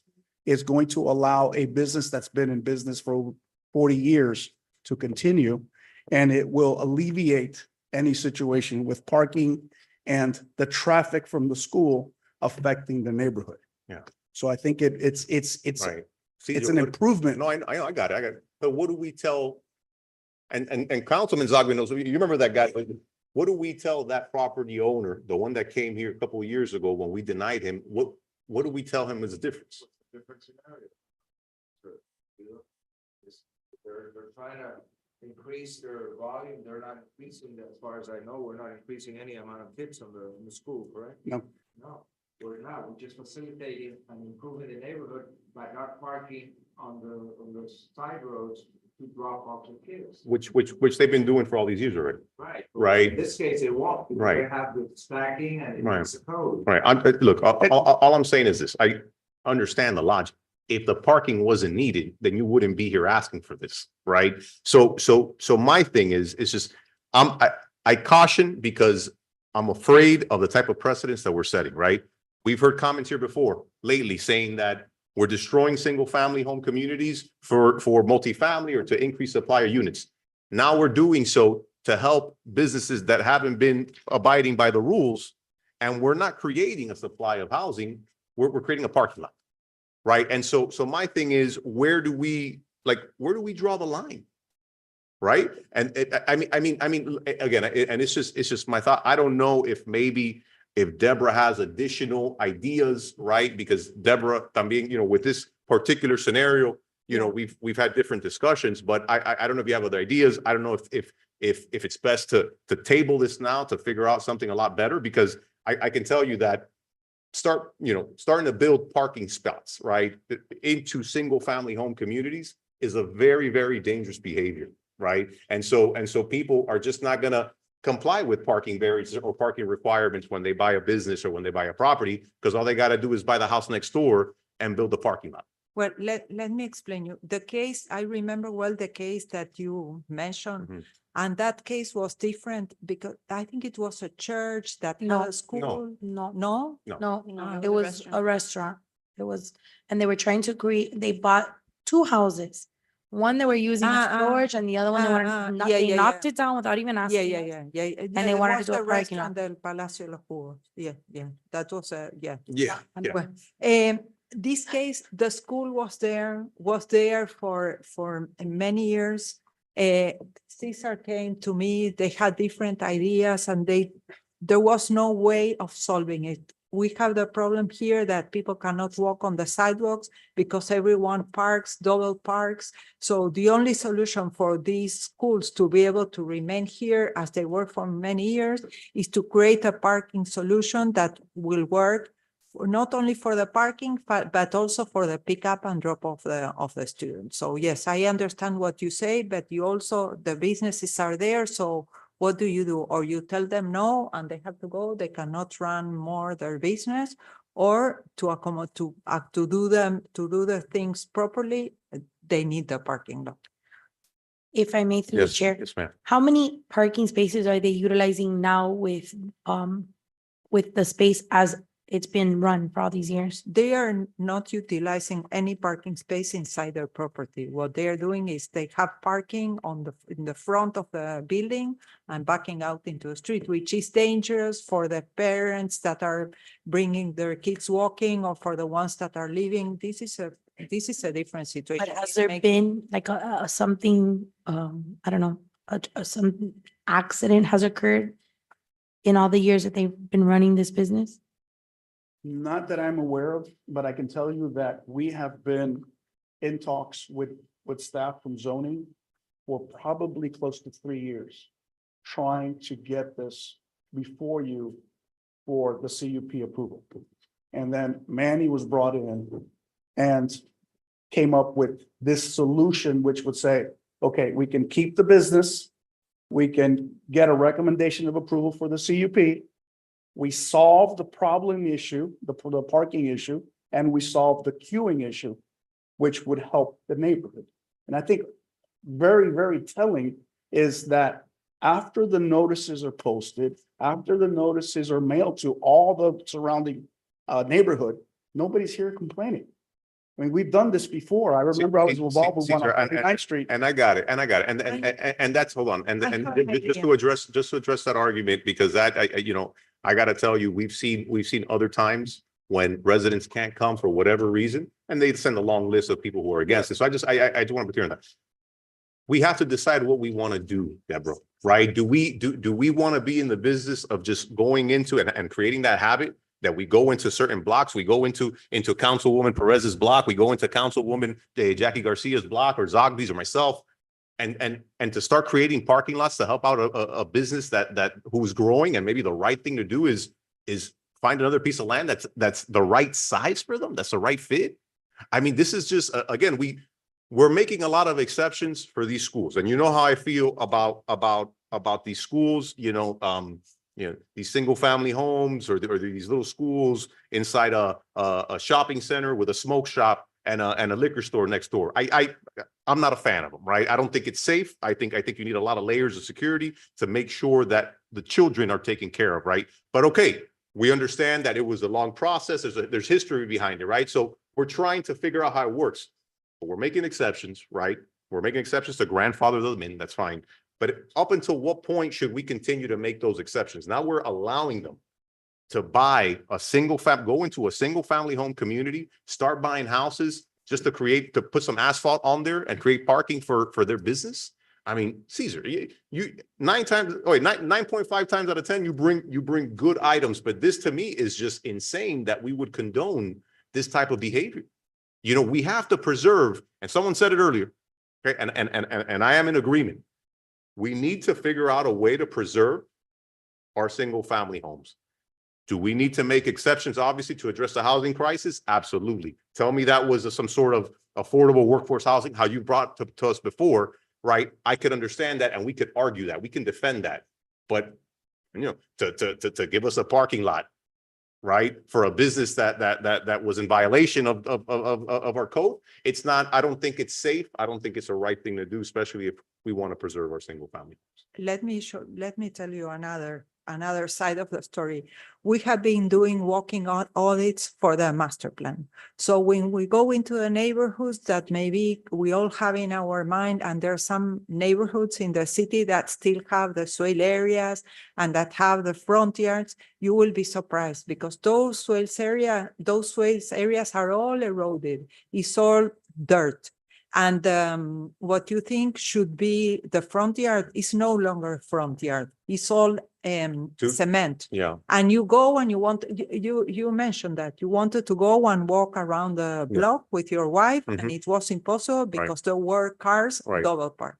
So maybe one thing that could come from here and that would be good for everyone is during the day is the parking lot for the school, but maybe on the weekends and maybe at night, they can open it, they can charge, and all those cars that park on the swale area, they could find So this is what I'm going to suggest, right? Because we've talked about in the task force identifying surface parking, Yes. okay, to see how we can work together. But I'd like, if you don't mind, and if you guys don't mind, I'd like to table this item. Let's table this item for 2 weeks, this one with its corresponding item.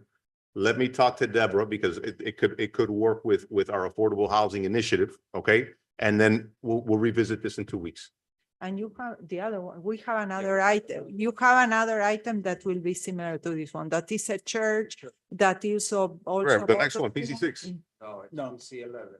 PC11, okay, so we'll look at that when we get there. So if you don't mind, is that okay, Cesar? Can we? I don't have a problem with that. Okay, I would just respectfully caution you to make set criteria. absolutely.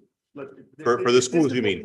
For the schools? Well, for the schools and basically for anything. Oh, no, agreed. I agree. Absolutely. And we've been talking about that. Okay, so can we get a motion to table? Motion to table. Just before we do Okay. that, if you may, if you look at the property on 1174, it has 7 parking spaces. If we allow them to park double behind, we already have 14 and they're asking for 20. But when you park double is what you don't want to do, because that's when you get into the sidewalk and then that is where you lose your swale area where you have the shade trees. So you don't want But this that. has no shade trees. This is I all know. concrete already. Yeah, okay, it's concrete. Right now, it's because all they're- concrete. Exactly, because they don't have any place to park. Once that they park in a parking lot, that could again be reconverted into a swale area with trees. That's the idea. I feel that if we convert still the parking lot, they're still gonna use it as some kind of parking. There's still gonna be a drive-through, it's still gonna be a pickup or a drop-off, because they still need flow. I don't know. I did anybody motion to table? She motioned to table. Okay, So I'll second it. Through the chair, I Yes, would ma'am. like, to- I know the area and I know people that live in the area. As far as I'm concerned, no one is opposed to this.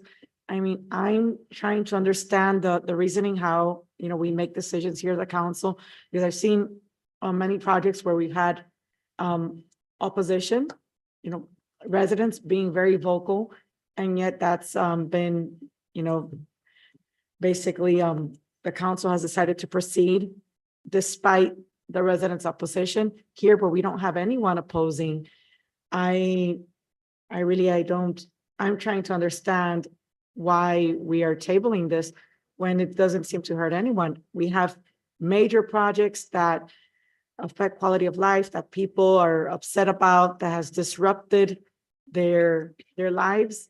And those are built. We have developments with 2-3 stories, with balconies, with windows overlooking into backyards. And that's approved. I think that's horrendous compared to a parking lot. Yeah. Okay, so we have a motion to table to the next meeting, and then we have a second by Perez. Table to May 14th. Ms. Sorry, Perez, May 20, May 20, May 20. May 20, Yeah. May 28th. Ms. Perez, Yes. Mr. Tumidor, Yes. Mr. Zogby, Yes. Mr. Calvo. No. Ms. Garcia Robes. Yes. Ms. Pacheco. No.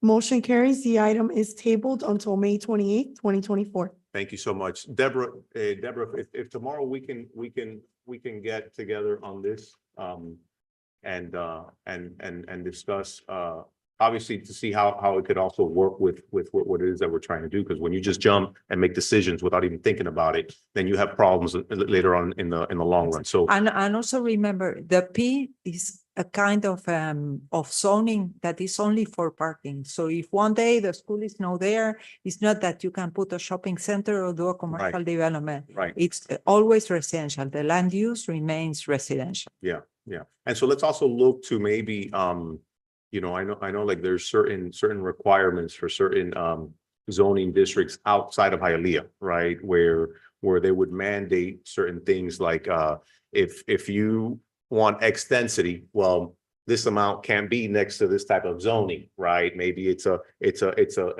lesser density type of zoning abutting that type of parcel. So I think back to Caesar's point, right? It's like let's create some sort of consistency, because I think that's the problem also with our code, right? It's such an old code that folks come before us to try to have all these different types of variances, and so we might vote on something today a certain way, and then 5 years later, or a year later, or 6 months later, right? We vote on the same scenario but differently. Right. And so Well, I think if there's some sort of consistency. The other scenario was different because they were trying to enlarge a restaurant that had already a lot of traffic problems. So expanding was going to bring more traffic into the neighborhood. Yeah. This Well, case is different. Yeah. This But case but the is parking trying for to that solve, business yeah. was already going into the neighborhood, right? They were already parking on the swales, they were parking on the house that they had selling food or whatever the hell they had. So it was already a problem, right? Yeah, But yeah. let's Okay, discuss we it. have Okay. 2 weeks to discuss. Thank you so much. All right, PZ 6. Second reading and public hearing of proposed ordinance granting a conditional use permit pursuant to Hialeah Code of Ordinances, section 98-181, to allow a K-8 grade school with a maximum capacity of 97 students. Granting a variance permit to allow an interior west side setback of 9.5 feet where 10 feet are required, and allow 20 parking spaces where 26 parking spaces are required. In contrast to the Hialeah Code of Ordinances, section 98-1606, subsection F3, and section 98-2189, subsection 9.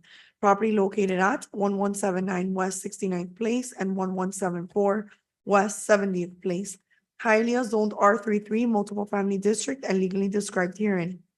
Okay, this is the other Repealing item. all ordinances This is or the parking companion. ordinances in conflict herewith, providing penalties for violation hereof, providing for a severability clause, and providing for an effective date. All right, this is the companion item. If we That's could correct. also table this item to the Motion. next meeting. Motion to table till May 28th. We have a motion by the Vice President. Do we have a second? Second by Perez. Mr. Tumidor, Yes. Mr. Zogby, Yes. Mr. Calvo, No. Ms. Garcia Robes. Yes. Ms. Pacheco, No. Ms. Perez, Yes. Motion carries. The item is tabled until May 28th, 2024. All right, PZ seven. Second reading and public hearing of proposed ordinance granting a variance permit to allow a height of 60 feet where 45 feet is the maximum height allowed, and allow 60% lot coverage where 45% is the maximum lot coverage allowed. In contrast to Hialeah Code of Ordinances, section 98-880 and section 98-879 subsection B. Property located at 111 East Okeechobee Road, Hialeah, Zone CR, Commercial Residential District, and legally described herein. Repealing all ordinances or parts of ordinances in conflict herewith, providing penalties for violation hereof, providing for a severability clause, and providing for an effective date. All right, the second reading. Do you have any public comments in the chamber or online? Do you have any council discussion? None online. Do you have a motion? Motion. We have a motion by Zogby, second by Perez. Mr. Tumnidor. Yes. Mr. Zogby. Yes. Mr. Calvo. Yes. Ms. Garcia Robes. Yes. Ms. Pacheco. Yes. Ms. Perez. Yes. Motion carries. The item is approved. Thank you. All right, thank you. PZ eight. Second reading and public hearing of proposed ordinance granting a conditional use permit pursuant to Hialeah Code of Ordinances, section 98-181, to allow a K through 5 grade elementary school within a shopping plaza with a maximum capacity of 112 students in conjunction with an 81 children daycare, and granting a variance permit to allow 409 parking spaces where 418 parking spaces are required. In contrast to Hialeah Code of Ordinances, section 98-2189, subsection 9. Property located at 4056 through 4058 West 12th Avenue, Hialeah, Zone C2, Liberal Retail Commercial District, and legally described herein. Repealing all ordinances or parts of ordinances in conflict herewith, providing penalties for violation hereof, providing for a severability clause, and providing for an effective date. All right, this item's in second reading. Do we have any public comments in the chamber? Anything online, None sir? online. Mr. Messer? Cesar Mestre, offices at 8105 Northwest 155th Street, Miami Lakes, Florida. This is the one at Chico's Shopping Center. My client has asked me to request a table. We're going to set up a meeting with the shopping center owner and see if we can clear the air with that before we come Okay. for second reading. Perfect. All right, thank you, Caesar. Motion to table. Hold on. By when do you want it tabled? To have an opportunity to meet with the owner. No, Oh, till but when? till when? Till Oh, when? till next meeting. Till the Yeah. 28th? Okay. So table to Motion May to table. Oh, Yeah, so she got the motion to Okay. table it Say to the the date. May 28th Yeah. by the vice president and then a second by Perez. got it. Thank you. Mr. Zogby. Yes. Mr. Calvo. Yes. Ms. Garcia Robes. Yes. Ms. Pacheco. Yes. Ms. Perez. Yes. Mr. Tumnidor. Yes. Motion carries. The item is tabled until May 28th, 2024. All right, PZ nine. Second reading and public hearing of proposed ordinance granting a conditional use permit pursuant to Hialeah Code of Ordinances, section 98-181, to allow a kindergarten class with a maximum capacity of 13 students in conjunction with a 47 children daycare. Property located at 118 West 7th Street, Hialeah, zoned R3D, multifamily district, and legally described herein.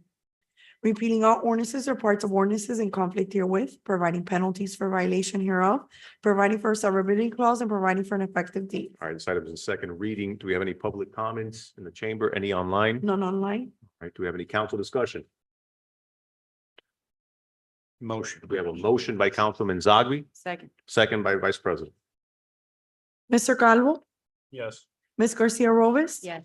Ms. Pacheco. Yes. Ms. Perez. Yes. Mr. Tumnidor. No. Mr. Zogby. Yes. Motion carries. The item is approved.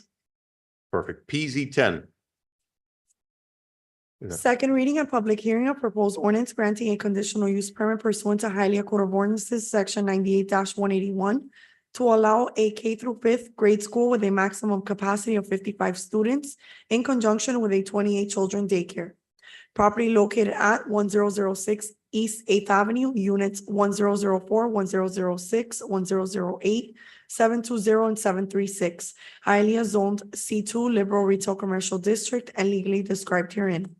Repealing all ordinances or parts of ordinances in conflict herewith, providing penalties for violation hereof, providing for a severability clause, and providing for an effective date. All right, this item's in second reading. Do we have any public comments in the chamber? None online. Any online? Do we have any council discussion? What's the pleasure of the board? Motion. We have a motion by the vice president. Second. I have a second by Perez. Call the roll, please. Ms. Garcia Robles? Yes. Ms. Pacheco? Yes. Ms. Perez? Yes. Mr. Tumidor? No. Mr. Zogby? Yes. Mr. Calvo? Yes. Motion carries. The item is approved. Alrighty, PZ 11. First reading of proposed ordinance rezoning property from R1 one family district to R2 1 and 2 family residential district, granting a variance permit to allow the construction of a new detached duplex on a substandard lot having a lot width of 60 feet where 75 feet are required. Allow a total area of 7,021.17 square feet where 7,500 square feet are required. And allow a rear setback of 13 feet where 25 feet is the minimum required. In contrast to Hialeah Code of Ordinances, sections 98-544 and 98-547. Property located at 337 through 339 Hialeah Street, Hialeah zoned R1 one family district and legally described herein. Repealing all ordinances in conflict herewith, providing penalties for violation hereof, providing for severability clause, and providing for an effective date. All right, this item is in first reading, not open to public comments. I did have a question. Where's 337 Hialeah Street? Yeah. Right behind Carvel. On 49th Street? Carvel, yes. Really? Yeah. Mhm. Then we'll work with water and sewers because they are the ones that put the addresses. Maybe we need to do some change there because if fire or police is trying to find these addresses, kind of. We were trained where those were. What? Yeah. Okay. Key West Street, Highlight and all that. It's behind, Really it's great like for those 49th, behind 49th Street and west of East Fourth Avenue. Okay, is the applicant here? One second, It's- Millie. Yeah. Okay, Millie, 1 second, please. Is the applicant here? Mr. Veloz, no, he's not here. He came to the Planning and Zoning Board meeting. He explained that he's doing this lot is very difficult, has a very narrow entrance, only 10 feet face into that street, the Hialeah Street. So what he's doing is 2 duplexes detached and one for each of his daughters. That's what he explained in the Planning and Zoning Board meeting. All right, sounds good. Any council discussion? I can't, Is this, Deborah, oh, I'm sorry. I was looking at PC 12 when I'm looking at 14th Street. Yes. Motion. Did anybody motion on this one? we have a motion by Councilman Zogby. Do we have a second? Second. I was We wondering. have a second by the vice president. Call the roll. Ms. Pacheco? Yes. Ms. Perez? Yes. Mr. Tumidor? Yes. Mr. Zogby? Yes. Mr. Calvo? Yes. Ms. Garcia Robles? Yes. Motion carries. The item is approved. Second reading and public hearing is scheduled for May 28th, 2024. Thank you. All right, PZ 12.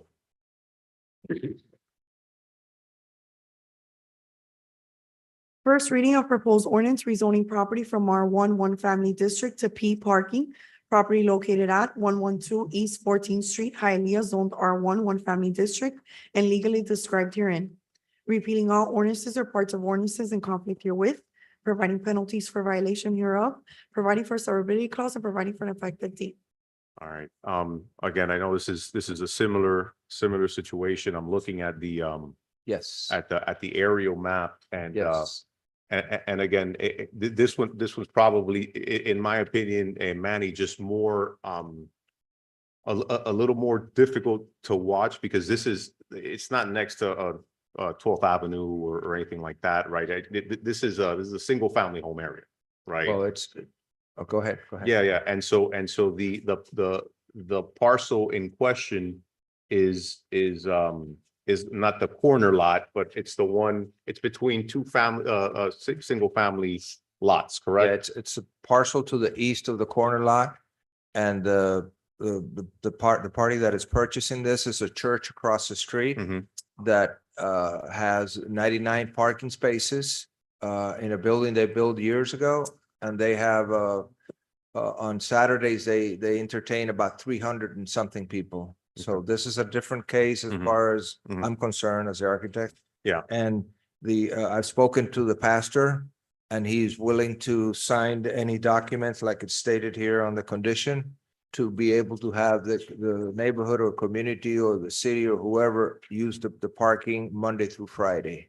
Okay. At no, I don't know if there's gonna be any cost or not, Yeah. but that's something that he is willing to do. Okay, yeah, and this one is, it is different in that sense. Again, a little heartburn because it is in a residential area, but it is in first reading, and so if whatever the pleasure of the board, I mean, if they want to pass it, but from now till then, Deborah, if we can also include this one in our conversation, especially if it's a church and they won't be using it often, maybe that opens up an opportunity Yes. to be able to share parking for affordable housing. Yes. Throughout. Yes. Through the chair. Yes, sir. I visited this home. This was a problem home in the neighborhood. Okay. This was abandoned. Yeah. Or if not, it should have been abandoned. It looks like a museum. Have you seen this? Yeah, No, it's no, bad. no. Fallen That's bad. apart. It's leaning towards the neighbor's home. The No, structure. no. The one, no, this one is already demoed. There's an empty lot. They finally demoed it? Yes. Yeah, I Okay, thought because you were it was talking about the a, other side. Oh, no, it no. was It was a a bad. hazard. Yeah, it was. Wait a it's- minute, let me it's been see. We got demoed. 114, 112, yeah. I'm sorry, 112 East 14th Street. Yeah, and I visited with the neighbor, Mr. Artiles, who's got like Yes. 200 units next door. But anyhow, and I think he'll be very happy that this was demolished and being turned into a Yes. parking lot. Yes. He just wanted to get rid of what was there. Yeah. The thing was leaning into his property and was It about was. to fall over. It was a two-story. All right. Did you do the demo on that? No, sir. It was a stone structure, man. No, I didn't. I This is wasn't like from the involved. 40s, this structure. Amazing. I know it's gonna be Yeah. very nice and it's gonna be helpful for the city. Perfect. Yes. Thank you. Thank you. All right. Any other council discussion? Motion. We have a motion by Councilman Calvo, second by Zogby. Ms. Perez, No. Mr. Tumidor, No. Mr. Zogby, Yes. Mr. Calvo, Yes. Ms. Garcia Robes, No. Ms. Pacheco. Yes. Motion fails at the pleasure of the council. So it's tabled now to the next meeting? No, sir, we've taken no action. Okay, so let, It's not a denial. It's not. Motion to table till May 28th. all right, so do we have the motion to reconsider? Well, you could if you wanted to, or you could, Just do a new motion. hey, you could do a new motion. All right, go ahead. Motion to table to the next meeting by Councilman Perez.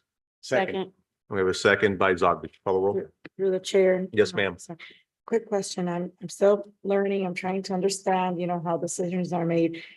I know that there was, huge public outcry when the park, the Triangle Park was approved to be converted into a parking lot for CVS, and there's a home, it was a empty house. It was an abandoned house. It's being demolished for, for that purpose, for the park, for the parking lot. How are, all of these scenarios, how are they much different than that? Why are some things, approved despite Yeah. public outcry and opposition and others? Perfect. Yeah, If perhaps, I would like to understand. absolutely, absolutely. And I'm glad you asked that question. Do you remember what we got in return for that? So I'll remind you. So what we, A house to add to the park. yeah, no, so what we did was we got more land, right? I believe the park was X. And with the addition of the new land that was donated to the city, that actually grew by a couple thousand square feet. So that was number one. Number two, I believe we got, it was a donation of a monetary donation of 6 figures. And that donation is going to go to the development of an actual dog park within the area. I believe it's going to be the first dog park in that area, southeast area. So that's what we got, right? And that was the difference. Here, right, we're making, in essence, what you're saying is let's just prove this, but we would be making this exception, and the city really, there's no benefit, right? It's not even something that you can tax, right? But so in return, what I'm asking for from Deborah is let's get together and let's figure out how we can utilize these types of surface parkings. Because one of the things that we discussed in the task force, which I'm going to have a report, how I mentioned to you, hopefully by July. One of the things that we talked about is a lot of developers say parking is expensive, right? And especially our code, we have an old code, right? We demand 2 units, 2 parking spots per unit. Other places like Miami or Doral, it's either 1, 1.5 or 0 in some cases, right? So parking becomes very expensive and is added into the cost of construction.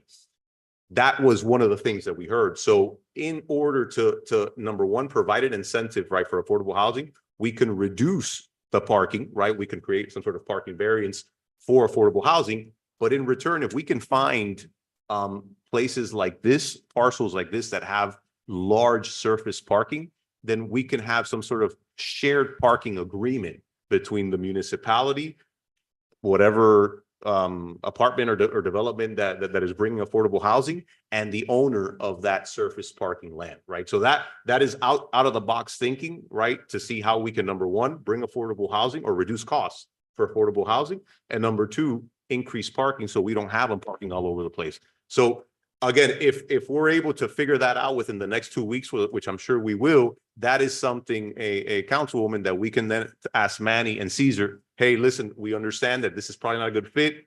Residents haven't really been upset.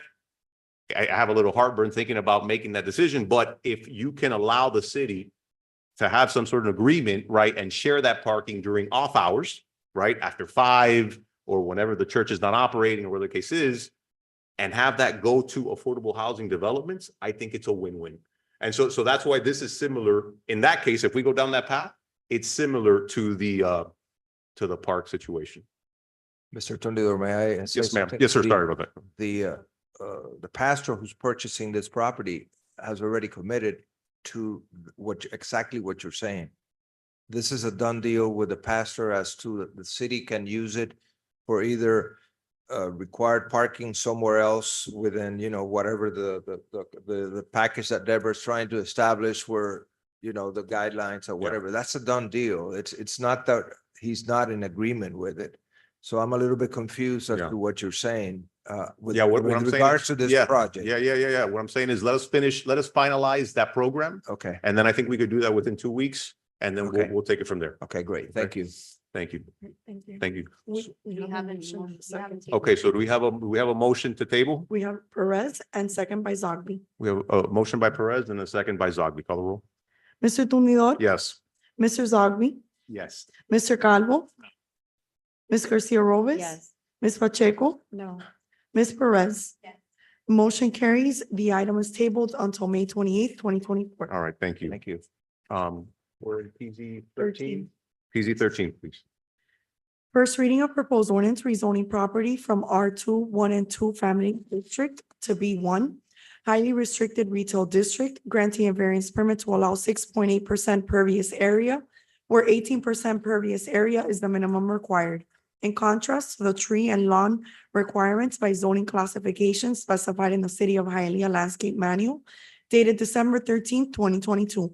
Property located at 374 East 12th Street, 398 East 12th Street, and 400 East 12th Street. Hialeah zoned R2, 1 and 2 Family District, and legally described herein. Repealing all ordinances or parts of ordinances in conflict herewith, providing penalties for violation hereof, providing for severability clause, and providing for an effective date. All right, this item is in first reading, not open to the public. Do we have any council discussion? What's the pleasure of the board?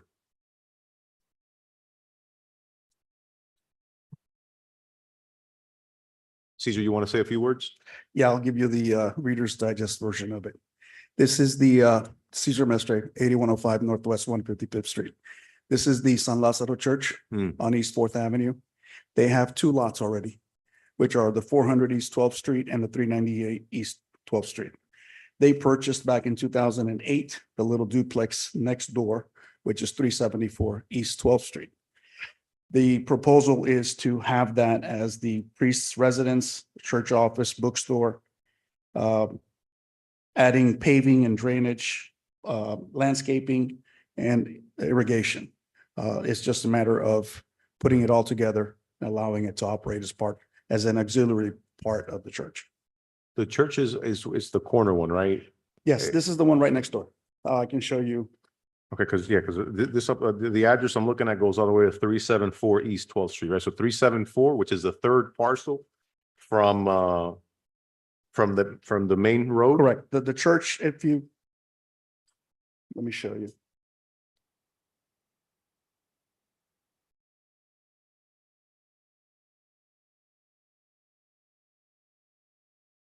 Next slide, please. Okay, this is the corner lot Mhm. that shows you the church and that. Next slide. The two lots on the corner are the church already in the parking lot, Mhm. and the one right next to it, which would be the third one, 374. is the duplex that we're talking about changing the zoning to now. Caesar, sorry, when did you say that they purchased it? 2008. What's taken so long, I guess, to bring it? This was actually brought before about 6 years ago or so. And religious situations occurred with certain high-ranking members of the city. And they were raided, they were told that they couldn't do that. The fear of God was put into them. So that application was put on hold. And that person is no longer here. So they're trying to do it now. That's the honest truth, what happened. But what are they using the property for now? They're using it for the priests. So this is where the Residence, priest yeah. lives now, and what they're trying to do is they're trying to do like a bookstore. to It, sell Bibles to have a there? bookstore there. It's basically the same thing. They just want to have the proper zoning to have it all together. So presumably they're already selling the Bibles there, and priests already. live Correct. there. Okay. So it's just kind of putting it in writing as to what is actually going on out there. And quick question, so, and for, with a B1 zoning, I mean, what else could they do tomorrow, Deborah? I mean, The land use is major institution, so whatever they do has to be related or. to oh, the this same church parcel has the same or land to- use. Yeah. So they came a couple of years ago, I don't remember, and they changed the whole land use. And this, since it's R2, they sell books there. So to be able to get a license to do some kind of commercial activity there, they are rezoning to the lowest category that is B1. All right.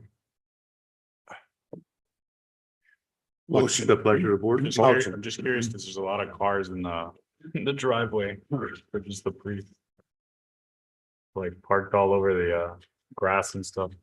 Yeah, but probably not. There is a school here on the other block, the Excelsior School, and there is another school, and they all park on the swale area. So maybe, No, it's not the soil. They're like parked on. like, well, maybe it's San Lazaro Day, and that's the day that you Mm. see all those cars.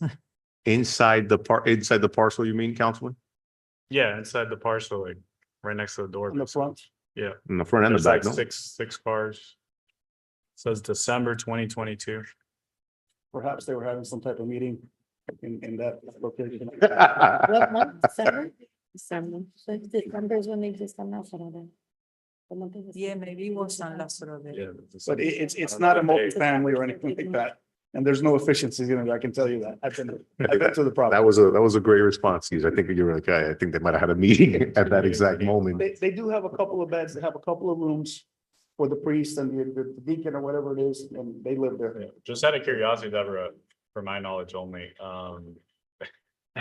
with B1, you can live in a commercially zoned property? Well, this you can live, but you can live is Like related if to you have the, a yeah. Shopping center zone B1, you can have. Is people living- is related to the church. It's not that they can rent it out. Right. Yeah, It's yeah. the auxiliary building for the church home. Like you could have retreats there. Yeah, you can could have an like- industrial building and you can also have a little apartment for the person that is taking care of the building. Allowed by code. Yeah. It says that in the code for B1. For commercial, yes. You're saying can- it's an accessory use? Is that You what- can have an accessory use, but for someone that is taking care of the building or for the priest that is related to that church. And there will be a declaration of restrictions that will say that this is for the priest to live, for the bookstore, and that's it. There's no other purpose. See, yeah, so declaration of restrictions. Correct. Yeah, yeah. So like, for example, like immaculate, what is immaculate zoned? Because they have priests also living there and they got a couple things going. think they live in the church. No, they live in a house. Across They have this little house, right? So, They have their own house, yeah. not on the. No bookstore? No, I thought they had a bookstore too in the house, huh? Oh, okay, oh. Well, this has the bookstore, that's the big question. All right, listen, whatever. All right, what do you guys want to do? Yeah. Motion to Motion. approve. So there's a motion by Councilman Zagbi and a second by Perez. Mr. Tumidor, Yes. Mr. Zogby, Yes. Mr. Calvo, Yes. Ms. Garcia Robes. Yes. Ms. Pacheco. Yes. Ms. Perez. Yes. Motion carries. The item is approved. Second reading and public hearing is scheduled for May 28th, 2024. All right, thank you. PZ 15, Caesar. 14, sir. No, 14. It's only 9 o'clock. First reading of proposed ordinance granting a variance permit to allow a gas station canopy sign of 24.76 square feet, where 9 square feet is the maximum allowed, in contrast to Hialeah Code of Ordinances, section 74-4, property located at 336 and 398 West 9th Street, Hialeah, Zone C3, Extended Liberal Commercial District, and legally described herein. Repealing all ordinances or parts of ordinances in conflict herewith, providing penalties for violation hereof, providing for a severability clause, and providing for an effective date. All right, this item's in first reading. Do we have any council discussion? Through the chair. Yes, sir. Deborah, what are they gonna build here in the end? Because didn't they come before us already? And then they added a parcel? It's a gas station, and since it's big, it has a big canopy. So the area of the sign that they need, it extends, and it's 24 square feet instead of 9 square feet. But that's like where the marathon was, right?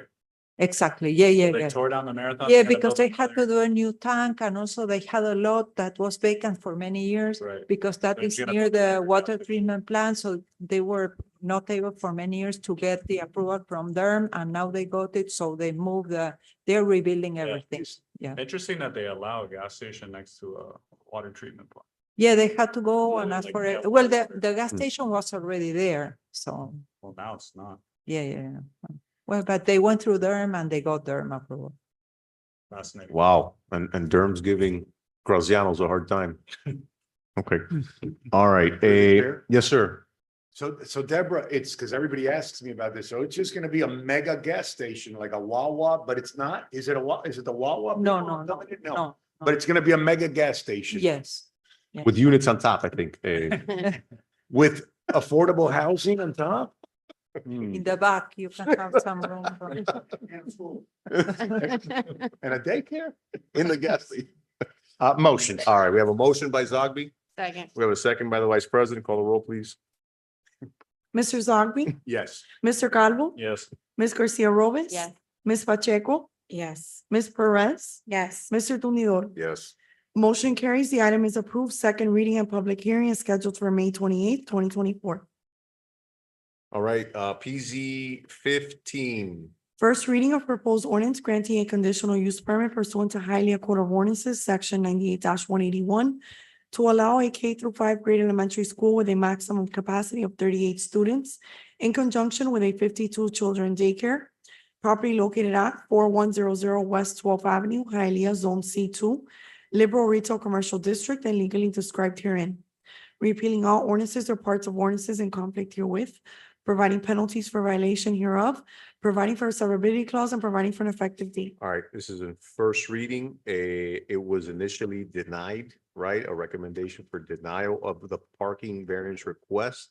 However, there was a declaration of restriction that was approved by both parties. And that's what's before us today. A Big Star Daycare. Is that, Caesar, is that you? Oh, no. I just assumed it was you. What we did, the parking application was withdrawn, is not part of this. They are only coming to allow the K-5 with a maximum of 38 students and the 52 children they care. We removed the parking variances from the school applications because they are more related to the owner of the shopping center. So we will want to benefit the shopping center with the parking variance when they Right. didn't even come here or do Right. any improvements, and we couldn't impose the improvements into the daycare So owner. the school would just continue to park on the swale outside? No, Or is- they, oh, they will park here. The school is not the problem. The problem are the other things that are here. mhm. But it's not that many parking spaces that they are short. It's a big shopping center. Got it. Oh, is this the, where, this is not where Chico's is at, no? No? No, You know, it's a two-story Jeffrey- shopping center. Jeffrey- There is a, Oh, so and duck there's and back no, window. yeah, and there's no Yeah. smoke shop here. There is a cigar store. Oh, all right, sounds good. What is the pleasure? Okay, you have a motion by Councilman Zogby. Second. We have a second by the Vice President. Please call the roll. Mr. Calvo, Yes. Ms. Garcia Robis. Yes. Ms. Pacheco, Yes. Ms. Perez, Yes. Mr. Tumidor, No. Mr. Zogby. Yes. Motion carries. The item is approved. Second reading and public hearing is scheduled for May 28th, 2024. All right, Children's Paradise, PZ 16. First reading of proposed ordinance granting a conditional use permit pursuant to Hialeah Code of Ordinances, section 98-181, to allow a K through sixth grade school with a maximum capacity of 80 students in conjunction with a 76 children daycare. Property located at 470 West 49th Street, Unit B, Hialeah Zone C2 Liberal Retail Commercial District, and legally described as attached in Exhibit A, repealing all ordinances or parts of ordinances in conflict herewith, providing penalties for violation hereof, providing for a severability clause, and providing for an effective date. All right, the lobbyist here. Caesar, you're representing this? Yes. Caesar, by the time you're done with all the schools, you could retire. All right, so this is in first reading, and no public comments. I know that there were some conditions that, Yes. that you and your client have approved. Can you just kind of, at a very high level, Cliff Notes, walk us through what happened? This is part of Palm Springs shopping center. Where the Starbucks is or no? No, this is actually the building where there's a clinic. Oh, where the CC's Pizza is where at? the Yeah. Michael. Where the CC's Pizza where used, Chipo's yes. from? Okay. And, But- oh, the school is where the CC's Pizza used to be? No, no, no. The Okay. CC's Pizza is the building next door. So it's where Toys R Us was. Where Corbina No, is. this is between Toys R Us. Wait a and minute, who's on CC's. first? Who? Okay. Let me show you. There's a Look. beauty school there, right?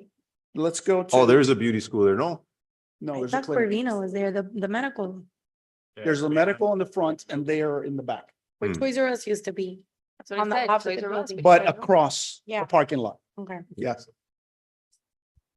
Which one? This school? This school's been there for 20 years? This Who- is- Who's the owner? Oh, it's on the back, I you. right? It's, It's. this is my the aerial. back. That'll show you where it Yeah. is. It is. Okay. It is, yeah. Yeah, it looks great. Yeah. They occupy over 10,000 square feet of this. I guess it's classified as a shopping center, but it's really not. Yeah. Shopping center. The only thing that there is there is the medical clinic located in the front. This one's another one that's been pending for a very long time. What is this? And thanks to Deborah, she went out to the school. We went through everything together. She revamped completely the pickup and drop off from the side of the building Hmm. where we had it before to the rear. And I'll show you slide number 9. That's the site plan. North is the front where the clinic is. Yeah. So we're back by the canal, by the homes in the back. So Mm. we're gonna be coming in, making a loop, and where the playground is, that's gonna be the main entrance and exit. There's Okay. plenty of parking. This will not disrupt the residential homes at all. There's no increase in the amount of students. And this has been a daycare since 2000. So we're respectfully asking you for Okay. A And the recommendation. entrance is through, you said through the back, the south side. It's To the gonna be south, to the yeah. south side. That's part of the conditions. The Yeah, conditions are gonna be. Got it. Got We- it. Motion to approve? Yeah, Second. perfect. Second. We got a motion and we got by Perez and we got a second by Calvo. Ms. Garcia Robis? Yes.